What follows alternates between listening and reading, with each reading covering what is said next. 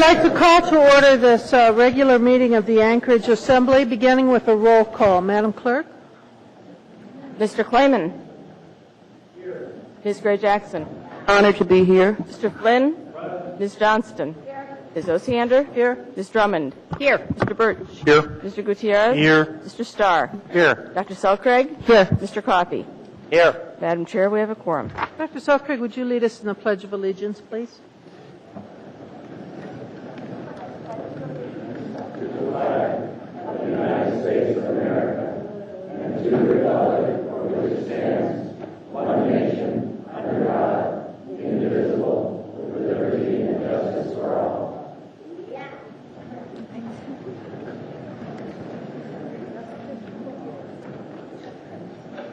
We have some minutes. Which one? Thank you. And Mr. Flynn, was that a second? Sure. Is there a discussion? Is there objection? Nope. Seeing none, the minutes of the regular meeting of May 12th are accepted.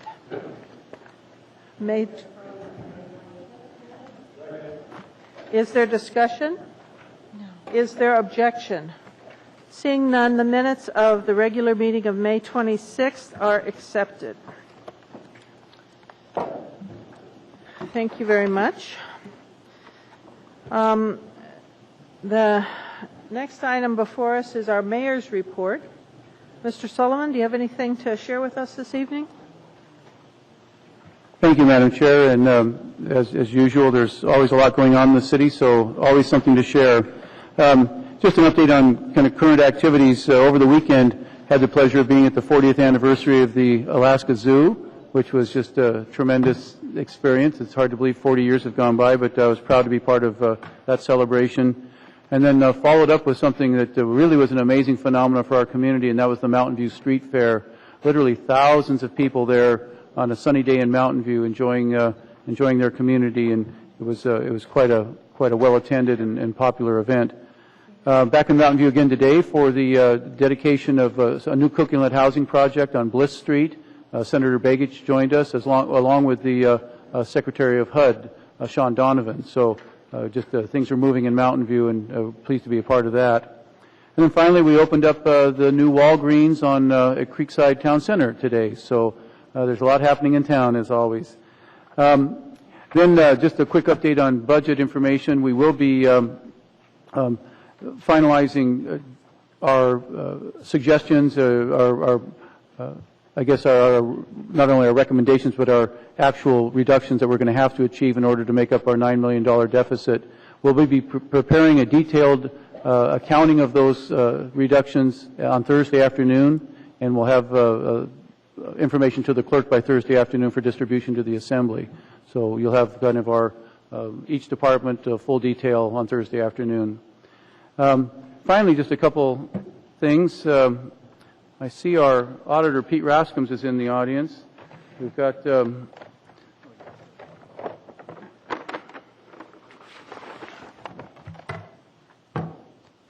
I've got the distinct pleasure of presenting Pete. If he'll come to the microphone, please. Up front. This embarrasses Pete, so we like doing this.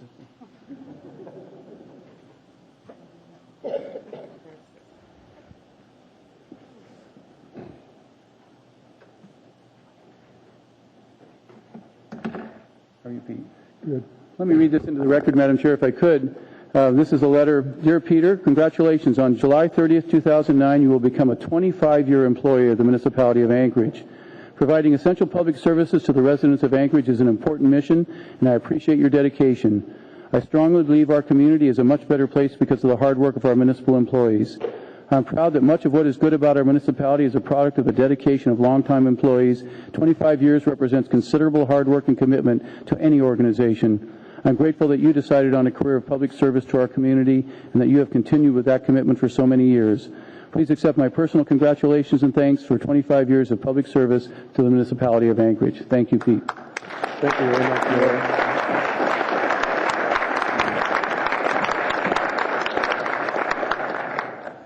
And with that comes the 25-year pin, which is really pretty nifty.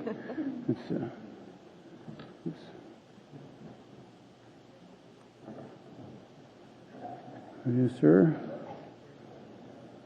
If he screams, you'll know that I'm not good at this. There we go.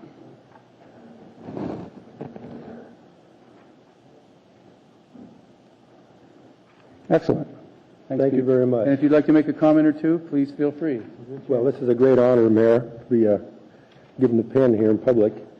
And it's been a great 25 years, and I've worked with a lot of good administrations and a lot of assembly members, and I appreciate all the support that's been given to my office and myself. And without the support, we could never do our job. So thank you very much. You're sure welcome. Thank you. Bravo. Don't leave. Hold on. Ms. Drummond. Oh, okay. Ms. Southgate. Ms. Southgate. I would just like to compliment you on something that is wonderful that you have, that you bring to your job that's so important, and that's this endless ability to maintain the public trust through your pure good integrity. And in the role that you play for this community, we couldn't be better served. So I just want to thank you. I've noticed over the years as planning director numerous times when you've done the right thing, whether it was politically correct or whether it was easy. So I think you're a great, great public servant, and I'm so happy that you've been here for 25 years, and I won't wish you another 25 here, though. Yeah, it's nice to be working with you. Ms. Gray-Jackson. Thank you. Thank you, Madam Chair. Pete, I just want to publicly say, as you know, I've known you for 26 years, and it's been a pleasure working with you when I was staff for the Assembly, and now that I'm an Assembly member, and I wish you well, but I have to tell you that I beat you by 1 year. Thank you. Mr. Askins, I want to add a thank you. We rely on you a lot. Thank you very much. Thank you very much.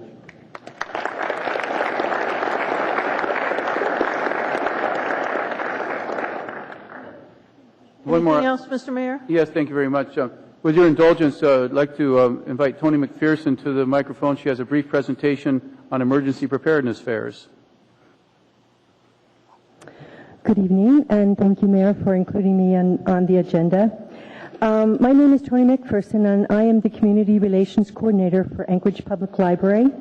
I'm here tonight to tell you about the upcoming Emergency Preparedness Fair that will be held at LUSAC on the first level and on the grounds on Saturday, September 12th from 11 to 3 p.m. September is National Emergency Preparedness Month, and for the second year in a row, the library is spearheading a drive to get needed information to our citizens so that they can be safe and understand what they need to do in case of an emergency. We're not just talking about big disasters. We're talking about the emergencies that you have when you're hiking over Crow Pass, or you're snow machining in the backcountry, or you wake up and there's a fire in your house. The way to make people get prepared is to often repeat the information and for them to see other people preparing. That is what our goal is with these fairs, to get as many community members as we can here so they can learn how to take care of themselves if we have an emergency. In Alaska, it's 7 days that we're looking at staying at home, and the city will have enough on its plate to take care of without having to take care of individual citizens. We are partnering with local businesses, the media, nonprofits, and other state and city agencies to bring this fair, this free fair. It's free for participants. It's free for people that want to give out information.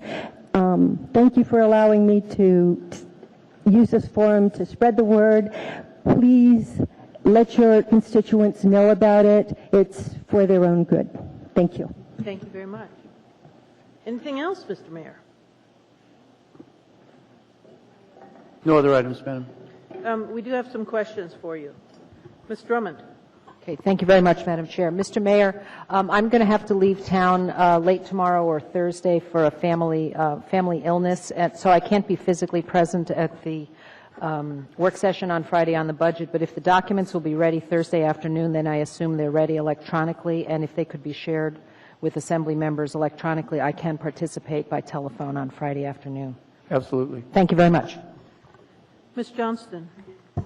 Yes, I had a constituent tell me that our mayor was at a function, I think, in one of the parks, and the trash was overflowing, and he actually took the trash with him home and took care of it, and the constituent was quite impressed. Thank you, Mayor. Yeah, thank you, Ms. Johnson. I was just looking for cans, okay?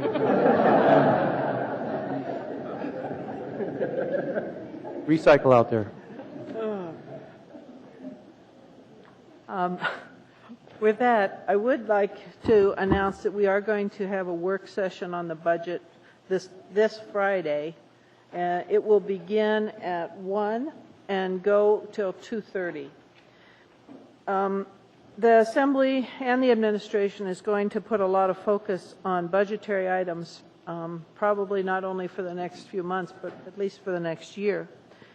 And as such, I have spoken to two of our members who are willing to and eager to jump in and help us with budget matters. I think they're going to both be great additions to the Budget Committee. So I wanted to publicly announce and thank Mr. Clayman, who's offered to jump in and help, and Mr. Starr, both. So I want to say thank you for joining that important committee. I additionally wanted to announce that when we go through this agenda tonight, there'll be a couple of things that I wanted to let the public know in advance. The first is that we probably are not going to do some massive reordering of the agenda, but I am anticipating that the item relating to forming a task force on the rights ordinance will be moved down in the agenda so that it'll be taken up the same time we discuss 64, the rights issue. Additionally, there's an item on our consent agenda under D12. It's AM 427. It's dealing with a memorandum of understanding between the Alaska Department of Environmental Conservation and the municipality for air quality control. Mr. Coffey has already been found to have a conflict on this issue because of his past ownership of some express loop stations. So when we vote on this, I'm going to ask, if there's no objection, that he be considered to not participate in that vote. Let's see. I think that's probably it. So with that, Madam Chair? go ahead, Dr. Selkirk. I just wanted to note that when we get to 13B, I'm going to propose the postponement of that item again. So if there's people here tonight, I just wanted to kind of alert them that we may not be voting on it this evening. All right. Thank you. Very good. I'd like then to deal with committee reports. I think we're beginning down at your end, Mr. Coffey, this time. Do you have anything in committee reports to Yes, ma'am. share? The Title 21 committee will meet again tomorrow. We're on residential design criteria in Chapter 7. It's the next to the last section in Chapter 7. We'll have commercial and design criteria in a couple of weeks. We'll be meeting tomorrow at 1:30 to 4:30. 1:30 to about 4. It turns out the chairman of the committee which is me, has a doctor's appointment, so I'm going to leave a little early, but I think we'll get through the sections on the residential design criteria then. And that's it for that committee, Madam Chair. Dr. Selkirk? The Community and Economic Development Committee hasn't met, so I have nothing to report. Thank you. Mr. Starr? I have no report. Mr. Gutierrez? Thank you, Madam Chair. I personally do not have a report regarding public safety. However, as you're aware, last Friday there was a large public meeting down in Girdwood. I was unable to attend, but Assemblymember Drummond was there, and I'm wondering if she'd be able to very briefly, I'm sorry, Ms. Johnston was there as well, if Ms. Drummond would be able to briefly give us a summary. Okay. Do you want to just hold that until we get to you? Sure. Anything else, Mr. Gutierrez? Okay. Mr. Birch? No report. Go ahead, Ms. Drummond. Thank you very much, Madam Chair. I did take my life in my hands and drive down the Seward Highway last Friday night. It was absolutely gorgeous, but drivers were all on their good behavior. And I found the Girdwood Community Center, which is a beautiful facility, and there were 150 people there. It was standing room only. There were firefighters and state troopers and a huge staff from the State Department of Transportation. And the Department of Transportation gave an excellent presentation with amazing statistics on that highway. But the sense of the community is, why are we continuing to have these meetings? We need to do something. And there were all kinds of really good suggestions brought forward by the public. Ms. Johnston and I listened for several hours, and it was really hard to leave. But I think that community has things well in hand, and I think the agencies are all listening and ready and willing to do what needs to be done. Please drive safely. Thank you. I also have the pleasure of standing in for our chair, who was out of state a couple of weeks ago, for the Chitose Sister City events here in Anchorage. About 36 people came, I believe, from Japan. I did everything from helping to greet them at the airport on Sunday morning of that weekend, as did Ms. Gray Jackson. And I went to several very interesting events and met very delightful people. I met the mayor of Chitose. I think there were 5 assembly members from the Chitose Assembly, which has 25 people on it. This is for a community of less than 100,000. I found that very interesting. And we had a number of events, and I really enjoyed meeting them, and it was quite the partnership. And I also met many members of the Anchorage Sister Cities Commission who were out in full force for these events. Thank you, Madam Chair. Thank you. Ms. Johnston?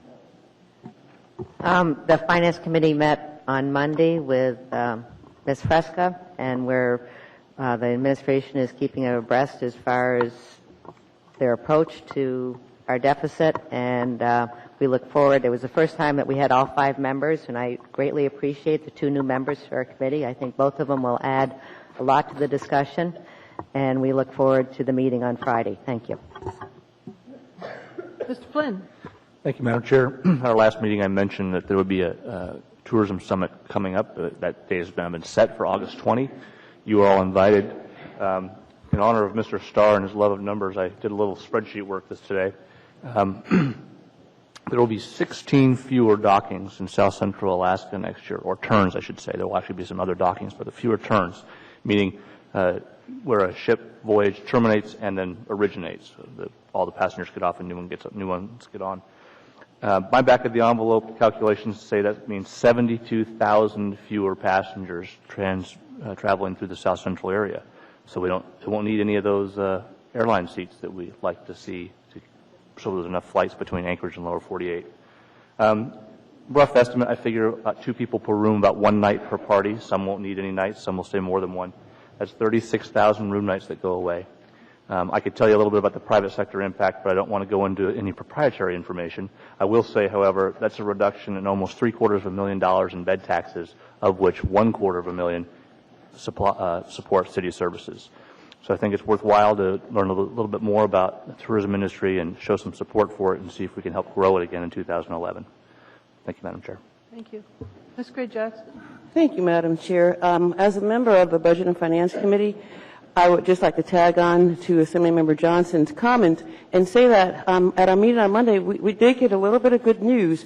And the good news was that our budget deficit went from 9 point something, I can't remember the numbers exactly, to 8 point something. So thank you very much, administration, for letting us know that, because it's really, really good news. I'd like to continue, Madam Chair, if you don't mind. I'd like to talk a little bit about the Campbell Park community meeting that was held last month to deal with homeless and inebriates in the park. Well, the committee is now formed, and the acronym for the committee is TBOP, and it stands for Take Back Our Parks. Jeff Wooden, who is one of the constituents who first approached me, he's the chair of that committee. And I think it's a wonderful thing, because when you empower folks in the community, they seem to take more pride in helping the other entities make the situation better for all of us and our quality of life what it needs to be. The next meeting is scheduled for August 17th at noon, from noon to 1 in the Public Transit Conference Room on Martin Luther King Drive. And also one other thing, Madam Chair, I want to tell everybody in April, a constituent contacted us, and she told us about the fact that she had a 3-year-old with spinal bifida, and she brought it to our attention that there was no wheelchair walker-friendly park in Anchorage. And she was really concerned about it and just willing to do whatever she could to make this happen. So we worked with Parks and Recreation and some parents in the community, and here we are. Parks for All, accessible parks and playgrounds for Anchorage families. We have a press conference event on Thursday at noon at the Cuddy Park, and we're going to be partnering to launch this initiative. Thank you, Madam Chair. Thank you. Mr. Clayman? No committee report. I would note that in the context of, I was speaking with members of the Girdwood Fire Department earlier or late last week in connection with the challenges on the Seward Highway, and I also inquired about the Forest Fair, which I hadn't heard any report on, and I wanted to hear the fire department's perspective because I know there has always been concern in the past that sometimes the Forest Fair gets a little out of control, and I was pleased to hear from the report that actually after kind of late getting their permits and everything, the Forest Fair went without a hitch this year. The biggest concern was people would be camping on islands in the middle of Winter Creek, and the message that we kept getting out, both through the Forest Fair organizers and from the city as well, was whatever you do, don't let people camp in the middle of Winter Creek, and it worked. No one camped in the middle of Winter Creek. The Forest Fair went off very, very well, and I think it's a compliment to all the organizers that no one heard any bad news, and I think that bodes well for the future because so many people really have a great time there. So I just wanted to make sure the body knew that the Forest Fair, after having a year off last year, really went off well this year. That's all I have. Thank you. Thank you very much. The addendum is before us. Move to incorporate. Thank you. Is there objection? Seeing no objection, the addendum is incorporated. Madam Chair, Mr. they're Coughlin. too late on the table items. Incorporate those as well. So moved. Is there objection to that? That's AM 462, which are the executive appointments, and that would be item Delta 18 on your agenda. 9D18. Yes, sir. Thank you. And then the other one is an ordinance waiving Anchorage Municipal Code sections 3.30.179 and .168, employment of relatives, for appointment and confirmation of Mark Hall to Fire Chief. And that would be F21 for introduction.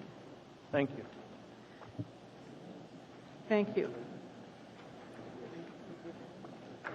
What? Yeah. So at this point, I'll read the entire addendum.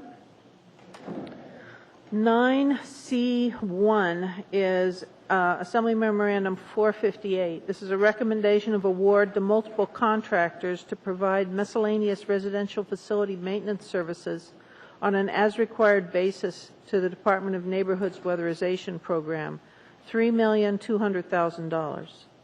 Under new business, Delta 17, which is AM 457, it's a change order number 2 to vendor contract number 28 MLP 156 with Twin Peaks Construction to provide asphalt and concrete patch services on an as-required basis for the municipality ML&P, $250,000. And then I've already read the other Delta 18 item, which is the executive appointments of Celeste Hodge and Dennis Wheeler. Then under the F section for introduction, we have F18, which is, the first one is A0101. This is an ordinance amending, repealing, and reenacting sections of the Anchorage Municipal Code, Chapter 3.20, relating to organization of the executive branch. This is from the Mayor's Office and is a public hearing of August 25th. The next item would be 9F19. This is AO102. This is an ordinance amending the effective date of AO40S, which repealed and reenacted the Anchorage Municipal Code, Chapter 16.60, regarding the Anchorage Food Code and amended the related fine schedule in Section 14.60.030. This is a public hearing date also of August 25th. Basically, when we passed the food code, we omitted an effective date. Then under F20, there's AM 456. This is a planning and zoning appointments of Richard Morrison and Stacy Dean. Also public comments on August 25th. And then the additional F item that we talked about for the confirmation of Mark Hall to chief and the waiving of parts of code, which is AO 103. And the public hearing on that, I'm assuming, was also, you'd wanted that on the 25th, Mr. Mayor? Yes, Madam Chair. All right.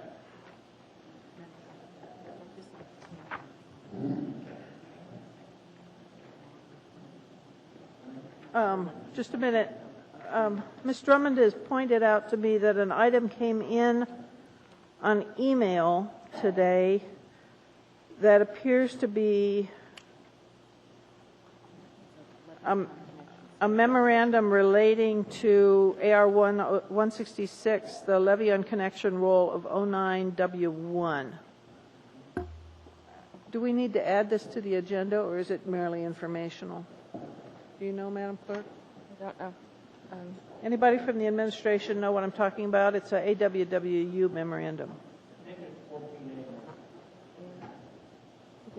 Okay, I had thought it was informational, but Yeah, there was no indication of what it belonged to. Madam Chair, I have a copy. I don't know if anyone else does. okay, maybe we could pass it over to Mr. Vacalis and see if it needs to be incorporated. It appears to be requested amendments.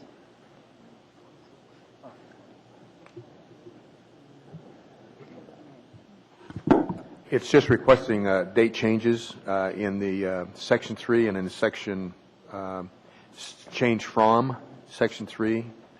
All right, so it's informational, and we can It's deal with informational, it. and it's just a correction of the document itself. And it's relating to which item again, Ms. Vacalis? 14A.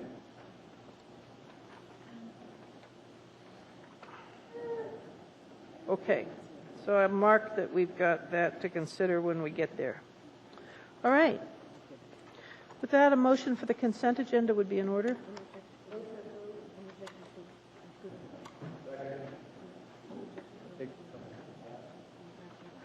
I already asked that. All right, the consent agenda is before us. The clerk didn't get that I had asked if there was any objection to inclusion of those two new items on the consent agenda, so I'll ask it again.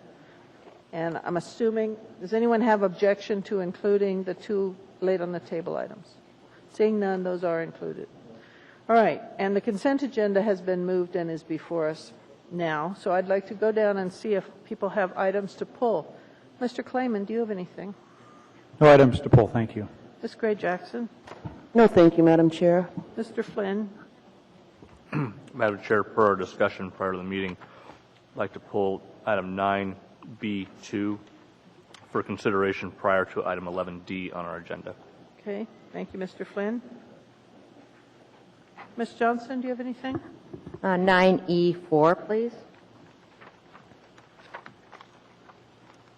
Ms. Drummond, do you have anything? No, thank you, ma'am. Mr. Birch? No items. Ms. Gutierrez? No items, Madam Chair. Mr. Starr? 9F1 for the purpose of changing the public hearing date. Dr. Selkirk? No items. Mr. Coffey?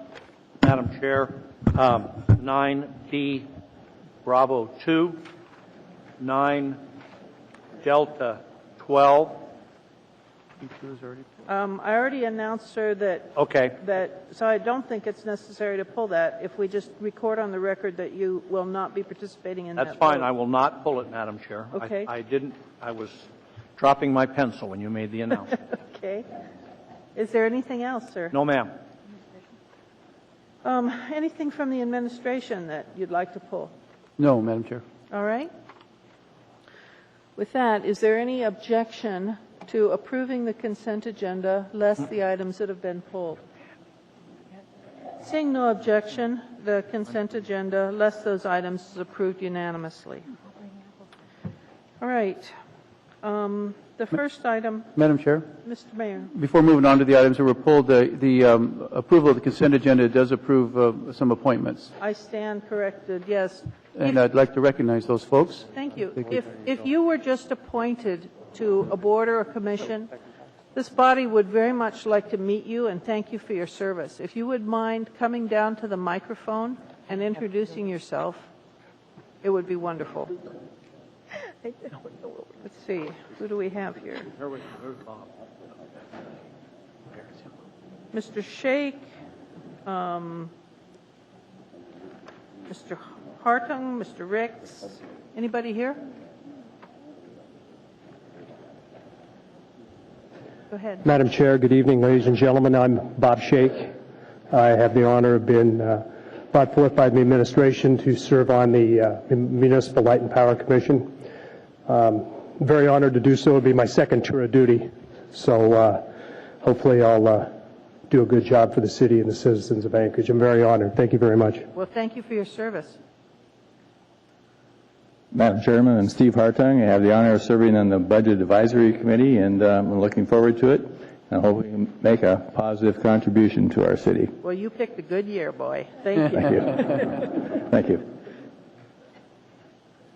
Madam Chair, Jim Ricks. I had the honor a few years ago working with Mr. Starr on his Assembly Budget Advisory Committee and got motivated to do it again, this time for the mayor. Thank you for your service, Mr. Ricks. Thank you. Is there anyone else who was just appointed? And That's it, Madam Chair, and thank you all for your service. I appreciate it. Thank you. All right. Mr. Flynn or Mr. Coffey, since you both pulled it, do you want to make a motion on 186? I'm looking. Move to change the order of the day to take up item 9B2 immediately prior to item 11D, Madam Chair. Second. All right. Is there objection to doing that? Seeing no objection, that item is reordered on our agenda. Oh, and I want to make sure that I was remiss to do this once again to remind the clerk that on that consent agenda approval, Mr. Coffey was not to be reflected as approval. Thank you. On D12. All right. The next item before us is an informational report. Ms. Johnston? Yes, I just wanted to comment. I'm pleased with a couple of new reports that we received this month. I'll move to accept. Move to accept. Second. Thank you. That is before us. Go ahead, Ms. Johnston. Just can't train me. Anyway, one of the reports that I was glad to have was the contributions to outside organizations.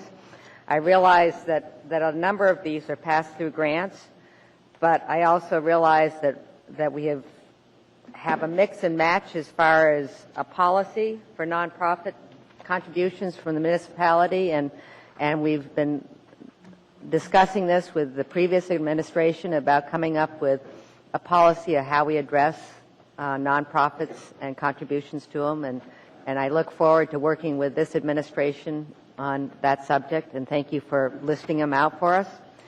The other report that I was very interested in is just the vacancies and listing out as far as what was budgeted, what was gross vacancies, double fills, and net vacancies. I think we'll find those very informative as we go on as far as our interesting budget times, and thank you very much. Thank you. Would anyone else like to speak to this? Seeing none, is there any objection? Madam Chair, I pushed Oh, I'm sorry, Mr. Coffey. Go ahead. Thank you. When I was reviewing this over the weekend, one of the things that struck me was when you're looking at the revenue projections, you're getting a yearly projection and a report through the whatever month or quarter rather it is. One of the things that might be helpful, at least for me in the future, would be to see sort of a comparison of revenues this year to revenues last year for the same period of time, because I know, for example, the bed tax comes in way at the end of the summer, and so we're way down in bed tax revenues at this point in time. If I knew that this time last year we were at the same level, I would have some sense of if our revenue projections were continuing at the at a level that's going to sustain whatever the budget is. My other question was, or comment rather, was on the overtime budget, and I just wanted to compare that to last year, 2008, and we are. I'm assuming that when I look at 2008, I am looking at a month-to-month comparison because it says 209% to budget, 208% to budget. An example, last year the police department was at 61% at this time of year. This time we're at 39%. I'm assuming that's a right way to read it. And overall, our overtime is at 49% through half the year, which is good because it's halfway through the year, versus 68% last year. So I'd like to thank and congratulate the various departments who have done their yeoman's work in keeping their overtime within budget. That's all. Thank you. Thank you very much. Anyone else? Seeing nothing else, is there any objection to accepting this report? Seeing none, that report is accepted. Thank you.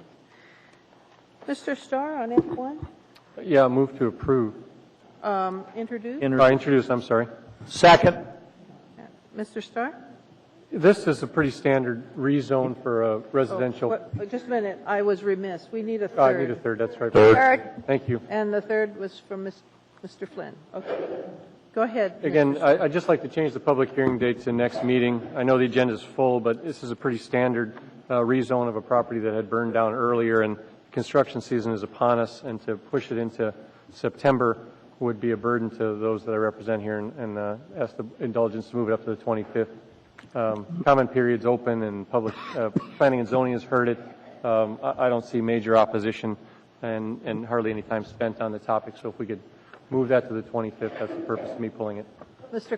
Coffey on moving. Madam Chair, I'd just like to confirm that we don't have a 30-day issue relative to rezones that we don't have with other ordinances. That would be the only objection. I want to make sure that we can do what Mr. Starr wants because it's appropriate if it's lawful. Okay. I see Mr. Weaver coming forward. Madam Chairman, Mr. Coffey, Mr. Starr, actually it is a pretty straightforward rezoning, but it does require a 21-day mail notice. Have we done that already? Yes, sir. Okay. We have not sent it out yet. We have not. So Mr. Weaver, that means we cannot change the public hearing date. Okay. Correct. Well, disregard. Thanks. All right. So this item is introduced with a public hearing date of September 15th. That appears to finish the consent agenda. My goodness. All right. Moving on to 11A. This item, the public hearing was closed on October 28th, and there is no motion pending. Madam Chair, could we have a moment? I had received a bunch of materials that I've been asked to hand out relative to this item, and I would be pleased to do that. I just didn't realize we were going to get there so fast, or I'd have done it. I didn't either. Let's take a 3-minute at ease while Mr. Coffey passes out material.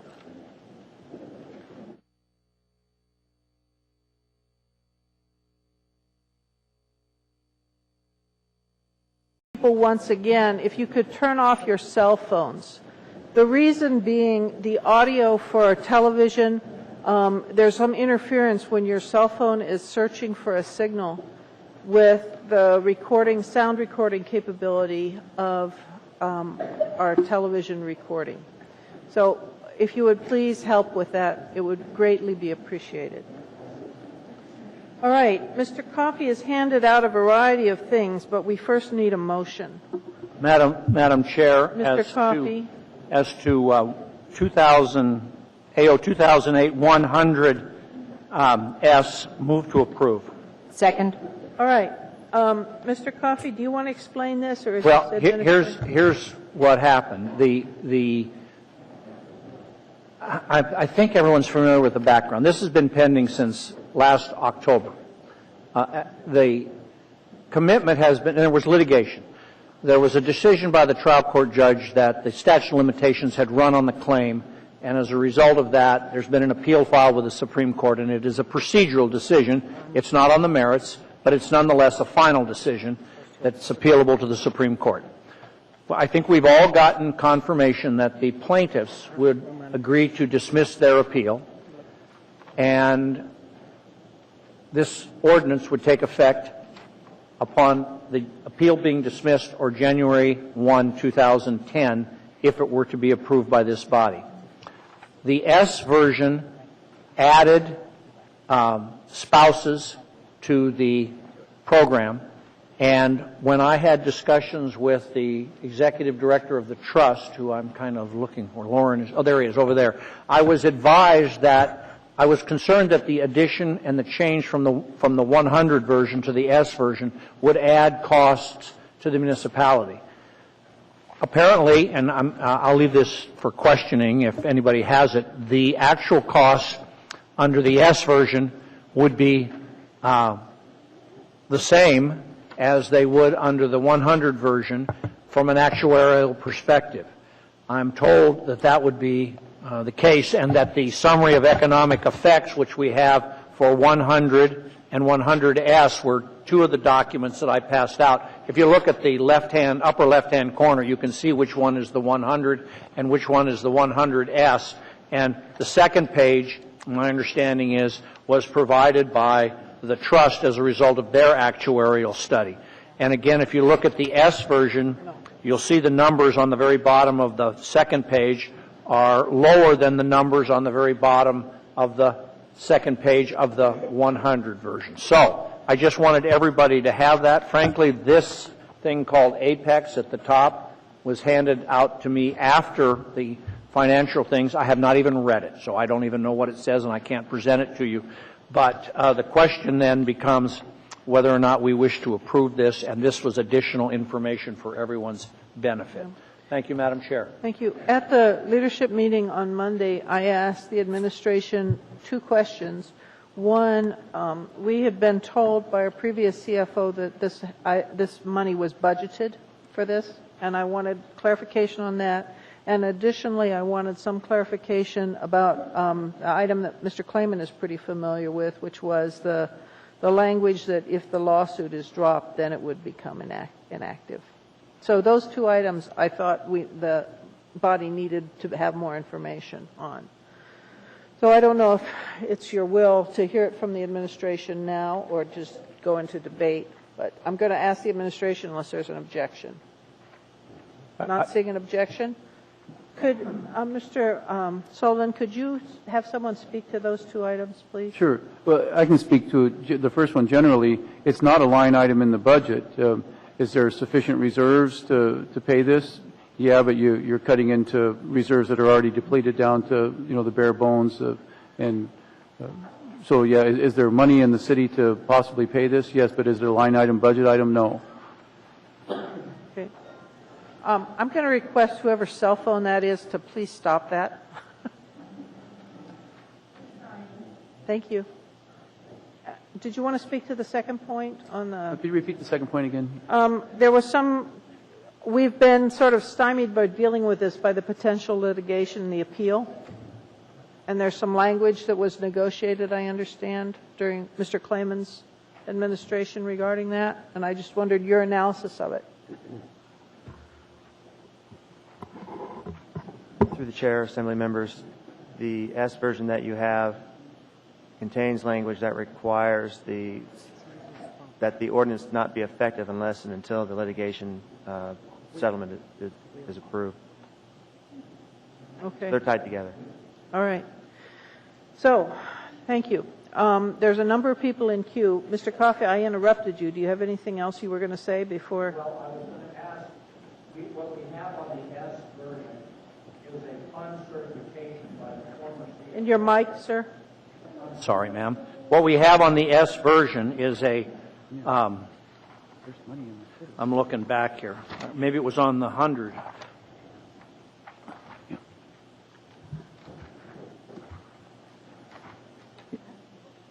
Yeah, gosh, I thought I looked it up and saw a certification of funds, and I don't see it. I don't see that we have a fund certification now. which we need to have, number one. That's, which one is that, Mrs. Selkirk? Is that S or 100? That's the 100 has it and the S doesn't, I guess. Secondly, I have a question for the administration. You say there's fund balance money.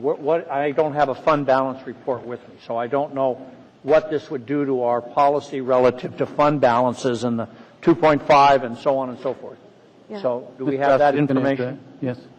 Yeah, through the chair, Mr. Coffey, the fund balance, where the funds would come from is out of the, I guess, the emergency designated 2.5% that we have set aside between, I mean, it's all fungible, if you will, but right now we're working on an $8 million, as Ms. Elvie Gray-Jackson pointed out, because the revenues are coming in less than what was budgeted.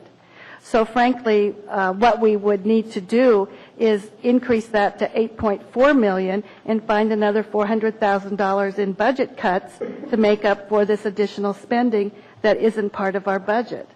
And so our challenge is on the revenue side, we don't have enough to support the budget that you approved during first quarter. So we're continuing to find cuts. So the more you spend, the more we need to cut. Thank you. That was my questions, Madam Chair. Thank you. Mr. Birch. I'm so concerned about this. This is basically a nearly $2.5 million budget addition for to go back and reopen a contract that has long since been negotiated. It's not an obligation of the city. We've been in court litigating this issue for some time, and I do not see where we have a duty or an obligation to further burden this community with this obligation, and I will not be supporting this. Thank you. Thank you. Mr. Klayman? Thank you, Madam Chair. For purposes of clarification, this is not a 2009 budget issue. This would not take, if approved, the budget issue we would need to address is for the 2010 budget. And if you look at the last page of S10, or 100S, I'm not S10, 100S, it notes that the effective date will be January 1st or 30 days after the court orders dismissal with prejudice, whichever is later. And so Ms. Frasca has identified budget issues relative to 2009. This is something that if we approve this, we're making a commitment to find the money in 2010. And it becomes part of the budget. And so part of the budget solution that the budget compromise that we worked out with the Assembly at first quarter budget revisions was we took the money out of the 2009 budget that would have paid for this, what I call the Sharon Weddleton settlement, because she was the one that came up with this compromise. At her recommendation, we took those funds out of the 2009 budget with the assumption that if approved, we would have to pay the money in 2010 and come up with a source. So this is not a factor in the 2009 budget. It is a factor in 2010, and if we vote to approve this, then when we do our budgeting for 2010, we'll need to come up with a source for these funds. That's all, and I think I agree with Mr. Wheeler that the language now makes it very clear that they have to dismiss the lawsuit for this to become effective. That's all I have, unless somebody has questions. Mr. Coffey, you're back in the queue. Yeah, I think the policy question is this. The agreement stated that we would review every 5 years whether or not there should be adjustments to this settlement from years ago. There was not an agreement to increase or decrease or do anything other than to review. We were told months ago that it was reviewed once at about the 7-year period. We are within the 5 years of that review, I understand from what we were told. So we are timely in our review. So we've done what the contract required. The next question is, should we approve it based on the fiscal condition of the municipality? The concern that I have voiced in the past echoes again today, and that is we are creating a real dichotomy between what is available to people who work in the private sector and what people who work for the government are receiving. And we will ask here for $400,000 in year one and then 400 and 500 and then 580,000 and so on over the next 4 years if we approve this today. And if it is not actuarially sound at the end of 2014 when it would otherwise end, we will be asking the taxpayers for more money. The question that we need to answer, I think, for ourselves is whether on this list of many priorities in the city, which we can't meet them all and we all know that, is this one that we should fund at this time. Now, I'm not saying yes or no because I want to hear what the rest of my colleagues say, but it's one of those things that is open to revision over time, and this may not be the time to do that, or in the wisdom of the body, it may be. We might be better off to do it in 2011 if things are recovered. I don't know the answer to that, folks, but you have to, I think that it all comes down to what's the fiscal condition of the city and what we can do. If we take $400,000 from somewhere, we're going to have to find it elsewhere. Thank you. Mr. Flynn. Thank you, Madam Chair. I think this issue was first brought to the attention of this body by my predecessor in April of last year. So it's been before us now for just about 18 months. And when I have been approached by people asking about this topic, my answer has been, until we have a satisfactory resolution to the litigation before us, I'm not voting for anything.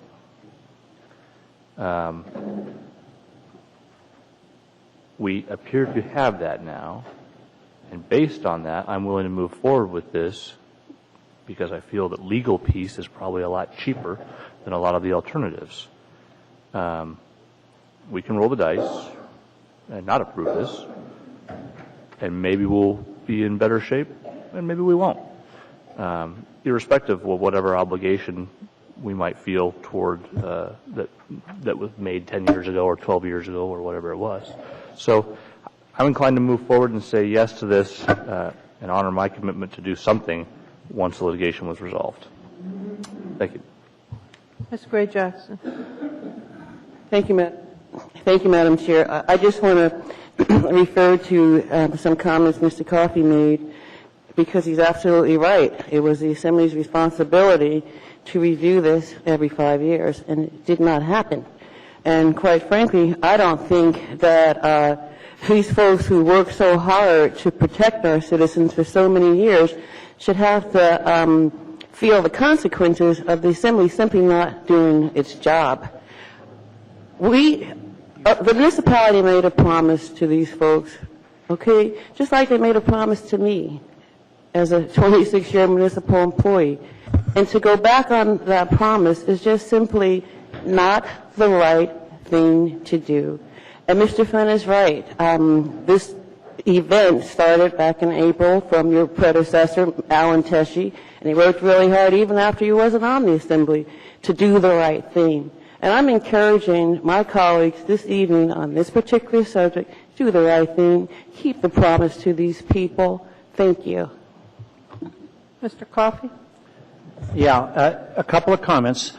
The lawsuit, my position over the time had been, if you guys agree to dismissal, we'll do it. What's happened is it wasn't an agreement to dismiss. There was the city won the lawsuit. Now the question is an appeal. So now they're willing to come forward to us. I don't disagree with Ms. Elvie Gray Jackson's comment about the municipality having not reviewed this timely the first time. But that's nothing I can do anything about now, nor is that a basis for making a decision as to the fiscal issues before us. I am reluctant to keep increasing the budget. Over time, I have heard it's only a small amount or it's a very good program, and that's often true, but incrementally small amounts add up to be big amounts, and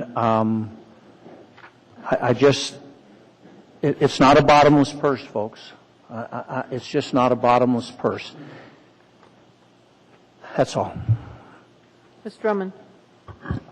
Thank you, Madam Chair.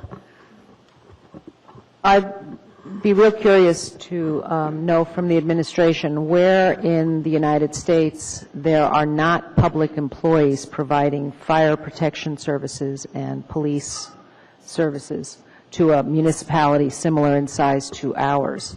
This is a unique group of employees that suffers significantly in the conduct of their jobs to us, the public.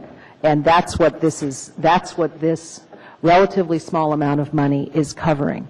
The other thing that this issue brings to the attention of the public is the miserable condition that our health insurance program is in this entire country. This kind of thing could be worked out if we go to a better plan in this country, which is what the Obama administration is trying to accomplish. Pay attention, because these kinds of things should not fall upon the taxpayers to pay, but to everybody to support, especially public safety employees that take their lives in their hands for us and their health should they survive their service to the municipality. I will be supporting this item. Thank you. Ms. Gray Jackson. Thank you, Madam Chair. I would, at this point, like to ask, if it's okay, Madam Chair, Lauren and Andy Provincial to come up and talk to the public about exactly what the costs are. Nobody can explain it better than Lauren certainly can. Thank you. Very briefly. Very briefly. This is not current active police and fire. It's the group that was hired before 1995 that hadn't retired yet.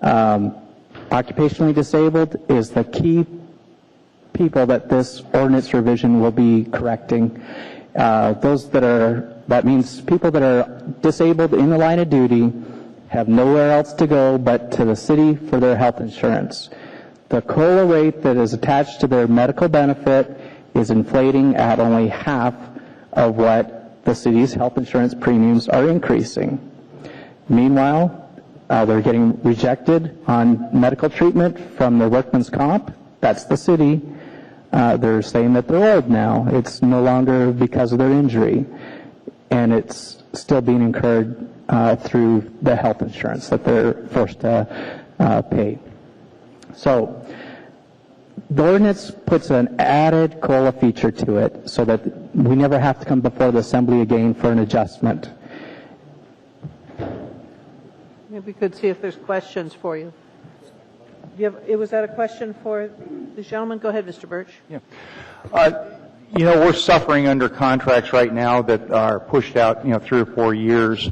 And the terms and provisions of these benefits, were they not negotiated as a term and a condition of a contract, some years ago? No, they weren't. They were negotiated not as the terms of a contract. They were negotiated separately from a contract. So they were negotiated between the city and the employees, but not as terms of a contract, but as a separate negotiation only on this one item. So there was nothing given in exchange from the city for this. It was a settlement on 25 cents on the dollar, 100% medical coverage. And you know the era that we were in at that time where you had slope workers and you were trying to keep people here in the municipality working as police and fire. At that time, they were hired on at having 100% medical benefits for life. They settled at relatively 25 cents on the dollar. This adjustment, this version, would still be a substantial savings as to what previously would have been their benefit. If I could follow up, Madam Chair. There was also a significant cash distribution. I believe Mayor Mystrom was mayor at the time. I think it was somewhere in the order of $40 or $50 million that was allocated between the beneficiaries of this plan and the city. But somewhere in the tens of millions of dollars per person. I'm sorry, through the chair. What you're referring to is a different group. We were part of that group, the pension. It's a pension distribution, and most of the people that are in the trust received that, but it's more like $37,000. This adjustment should have occurred back in 2001, where the COLA features got out of line with real expenses, and they've more than incurred that $37,000 in expenses. So it's gone. If I understand it, that the $37,000 could have been allocated at that time should the employee have so chosen at that time to put it towards medical services or anything else they so chose. And that would have been used up by 2006. Thank you. Actually, we didn't have that choice. That was Anchorage Police and Fire retirement system, and there was no medical benefit with those funds. I actually received approximately $27,000 of those funds, and through some shrewd investing, and it's been invested the whole time, I think there's about $17,000 left without using one penny of it. But it was not medical funds; they were retirement, separate retirement funds. Thank you. Any more questions for these gentlemen? Yes, Madam Chair. Okay. Thank you. Stay here, please. Mr. Gutierrez. Thank you. Gentlemen, you've been asked all these questions over and over the year and a half that we've been wrangling over this. And Mr. Bretz, I want to ask you one more time. In the many years that these folks have been waiting for the city to live up to the promise that it made to them, how many of the members of this group have passed away while they were waiting for the city to live up to its promise? Well, fortunately, since the last time I talked with you, no more have died. Since this has been before the assembly, three members have died. Thank you. That's all, Madam Chair. Dr. Selkirk? I would like just a little clarification, because I think that at certain times there's confusion about what actually happened when the Police and Firemen Retirement Fund folded into PERS and TERS and when this whole thing was negotiated. And basically, and I just want some clarification if this isn't correct, as I understand it, when the Police and Fire Fund was folded into PERS, there was a settlement because actually the Police and Firemen Fund belonged to police and firemen, and that settlement actually linked to the $37,000 to the $27,000. Is that correct? That you guys that was your money put into the fund. Is that There are correct? three different groups. There's a Plan 1, Plan 2, Plan 3. Okay, so it depended on what you got, but how much you'd paid in. And the idea was that forevermore you wouldn't own your pension, but you'd be taken care of through PERS and TERS in terms of retirement. Any new employee after 1995 went into PERS. And then there was a negotiated settlement in terms of insurance that was separate from the actual payout for the fund. And that negotiated settlement implied that there would be a revisiting to ensure that there'd be adequate resources, or what was your understanding of what the intent of the 5-year review was? There was a dual intent of the review. At the time, that was when Mrs. Clinton was trying to get the National Health Care Program also. And the city was very concerned that the policy that they were paying was approximately $1,500 a month or in that range. And they were pretty sure that if we got a National Health Care Program, that was going to get lowered by quite a bit. So the city wanted that in there with the ability to lower the amount they were contributing so that we could buy that national plan and not have the city pay a larger amount. We wanted it in there from just the opposite reason, because we thought there was a chance it would go up. So we wanted to make sure we had the ability to review it so the adjustment could be made either way. So for an average fireman or policeman who's in this fund or in this group right now, what kind of increases have you seen in the last 5 years? I mean, why are you here? And I mean, what's the issue? The program that I'm able to buy with the Police Fire Medical Trust Ordinance Revision would be the low PPO 1300, the highest deductible program available. That would be bought at approximately a $900 cost to the city. Is this right? About $900 is what it costs the city. My stipend is around $700. The program that I would have received before 1995, if I retired in 1995, would have been approximately $2,000 plus a month. So what I'm getting now is 1/3 of what I had before 1995, and about 1/3 short, $300 a month of pension in order to buy it. So the issue is that actually the medical coverage is reduced. Correct. I receive a defined contribution, and what this does is just allows me, if and when I retire, to purchase the lowest level of municipal insurance for the stipend. Okay, so in short, it means that the benefit has not only increased about half of what the cost is of purchasing the city's health insurance. The people that purchase the city's health insurance are those that are occupationally disabled or those that retire with a pre-existing condition. You have some people now that would retire if their medical benefit exists. There's 80 people that haven't retired yet that are members of the trust. They don't receive any benefit until they retire, but 80 people are still active employees of the municipality. The numbers that you see in front of you, I say they're inflated, and I'll point out a couple places. The permanent occupational disability, I'm looking at the S version, color sheet, page 2. And if you calculate through the numbers, you'll find out that it's a 15% disability rate that's projected. We're not going to have 15% of those 80 people become occupationally disabled. That hasn't been our history. But it's better to estimate for more than less. Madam Chair, where is that reflected on page 2 of the second version? 15 in tier 2, 3.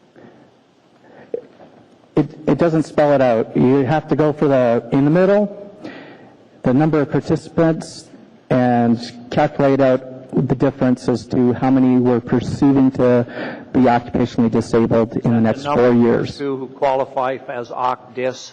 Yes. Thank you. So, and that equals 15 people.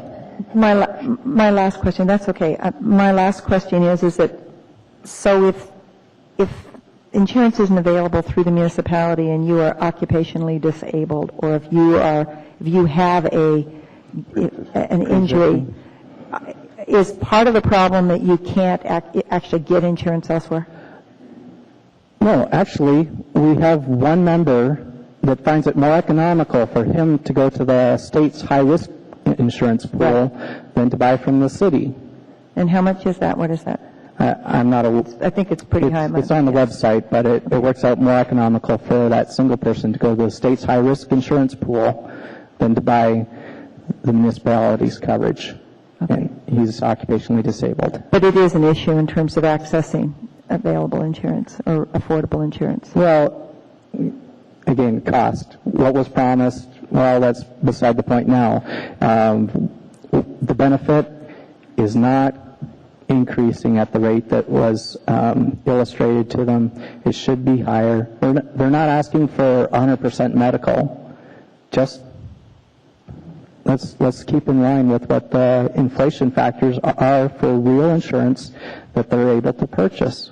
Okay, thank you. Not one person who's retired is going to receive one extra penny of money through this ordinance. All they're going to do is have the ability to purchase the city's insurance program for a slightly lower cost. That's all. And they have to do it with the funds that they already have in their account. Thank you. Mr. Kleiman. I just wanted to speak in support of this ordinance. I think the challenge... Mr. Kleiman, could you hold? Are there any more specific questions for these gentlemen? I have no questions for these gentlemen. I do, Madam Chair. Oh. Kleiman, would you mind? I will, if you want to take me out of the queue, and then I'll get back in the queue, and I don't mind being further down if I lose a place. I just would like to get all the questions done first. That's fine. All right. Go ahead, Mr. Coffey. Thank you. On the same sheet of paper where they have OCDIS, down at the bottom, the presumed disability, could you explain that to me? What's the presumed disability? Presumed disability is certain types of cancers are more prevalent in firefighters, their occupation, and there's a list of these through the state can't even go through the different types of cancers, but because of their line of work, they get these cancers, and if they have them, they're assumed to be presumed occupationally disabled, and they will be treated as if they get the same discount for purchasing the city's health insurance as if they were a Class 1 person, permanent occupationally. No more money is expended into their benefit account, their cash benefit account, that they can use to purchase insurance. They're only given the provision of getting the municipality's health insurance at a discount because it's assumed that they'll recover from their cancer and go back to their normal retirement. All right. Second question is at the very bottom of that same page. spouse expected implicit subsidy. Now, my understanding is that version 100, not 100S, 100, which doesn't have that line item in it, was because the spouse expected implicit subsidy is what is included in the S version, which wasn't in the 100 version. Right. Okay. And that's, the numbers are 45, 50, 54, 58,000 annual cost to the city. Correct. Am I correct if I said if the spouse expected implicit subsidy were taken out, then I could take that number in each column and deduct it from the cost to the city and the bottom line there? Correct. Okay. Thank you. That's all the questions. Any more questions for these gentlemen? Thank you very much. All right, Mr. Klayman, go ahead. Thank you, Madam Chair. I just want to speak in support of this ordinance. This has been under great discussion over a long period of time. I think the questions raised by Mr. Coffey and others are good questions. I think part of the dynamic that we often get into with public employees, not just public employees, but private as well, is people reasonably ask, what are the benefit packages? How is that going to work out? And I see the agreement that was reached when the police and fire entered this agreement several years ago when Mayor Mystrom was mayor, that they included terms that would allow review to see if, in fact, the deal has worked out as it was intended and projected, given the potential for changing financial realities.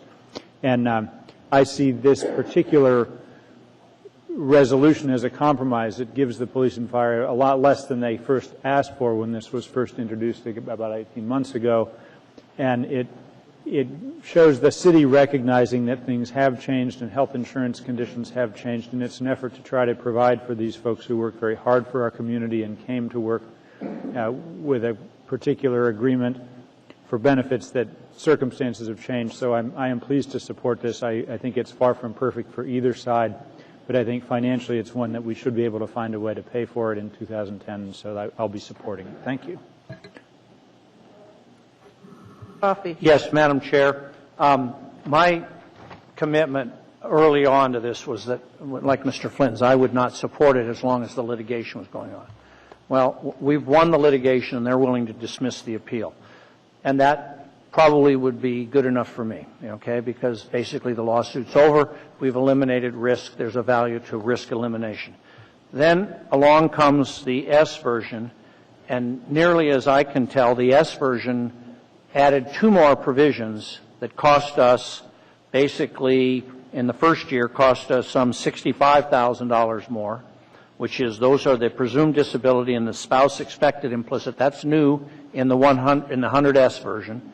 And so my commitment to support the 100 version is sort of qualified now because I'm being asked to do $65,000 more, $76,000 more, $88,000 more, and basically $101,000 more, because these two provisions were added from what we were looking at until, I don't know the date the S version came in, but not very long ago.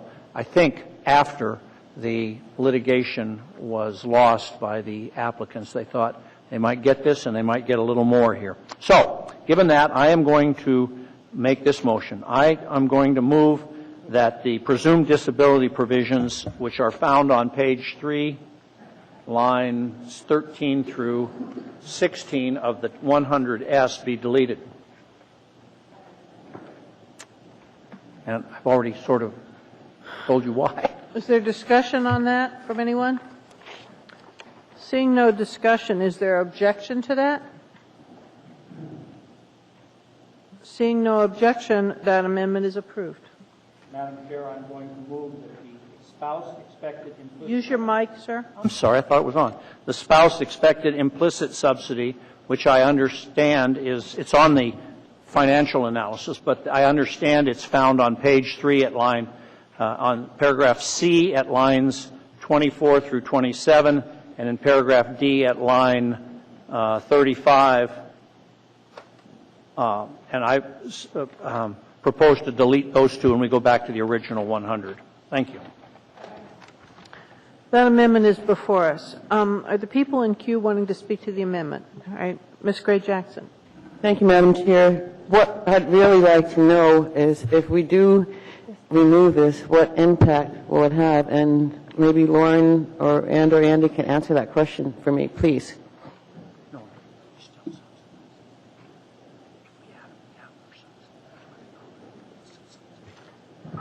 Could we have a copy of the amendment, please? Madam Chair, it's against the 100 version. And it's the S version, and it's the underlined portions on the pages I referenced, and the paragraphs I referenced. Okay, well, let me correct one thing here. Presumed disability is in both versions, 100 and the other. Presumed disability is in both, the 100 and the S version. Yeah, but we only have in front of us the S version. Okay. The 100 version is not in front of us. That's why I moved on that one.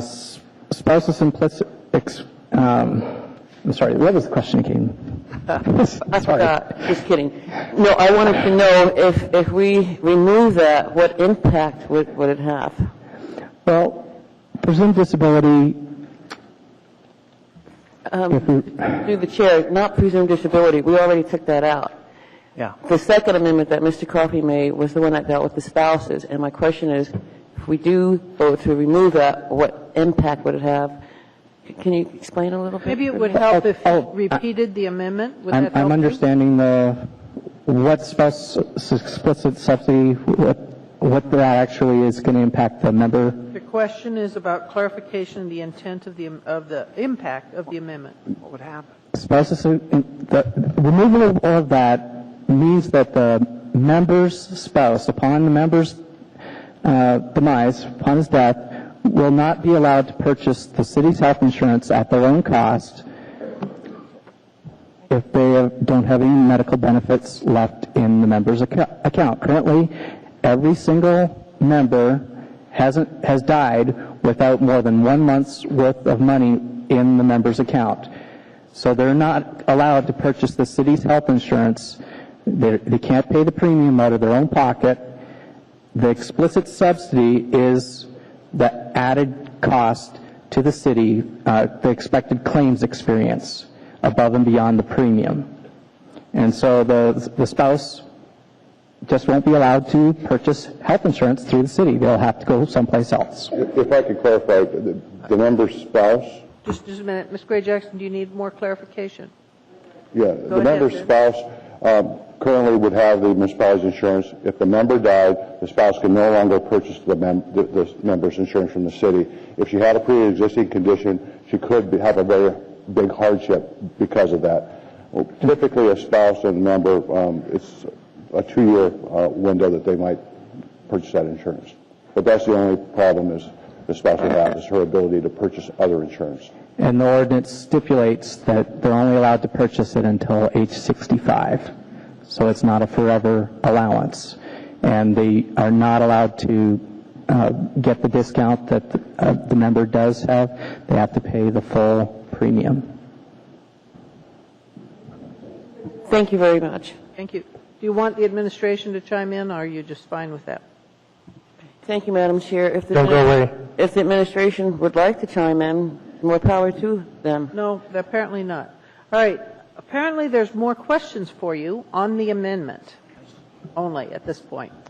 So I'm assuming everybody else in queue is wanting to ask a question? I want to speak to the amendment, but I may not have a All right. question. I'm going to ignore the queue. If you could raise your hand if you want to ask a question of these gentlemen. Mr. Clayman, you're first. Mr. Bretz, my understanding that although the spouse, what I will call the issue of the spouse, was not included in the original version 100, it was identified through discussions that this is essentially to provide for the unfortunate widow or widower who has their spouse who's in the plan dies before they do, and then they're kind of in a unexpected place of actually finding themselves unable to purchase health insurance, and this allows them, if they can't find it in another place, to get back into this plan by virtue of being a widow or widower of a person that was in the plan. Correct. Currently, the municipality has been granting COBRA privileges to the member's spouse, of which they are not required to do. So my understanding is that this modification is not meant to be a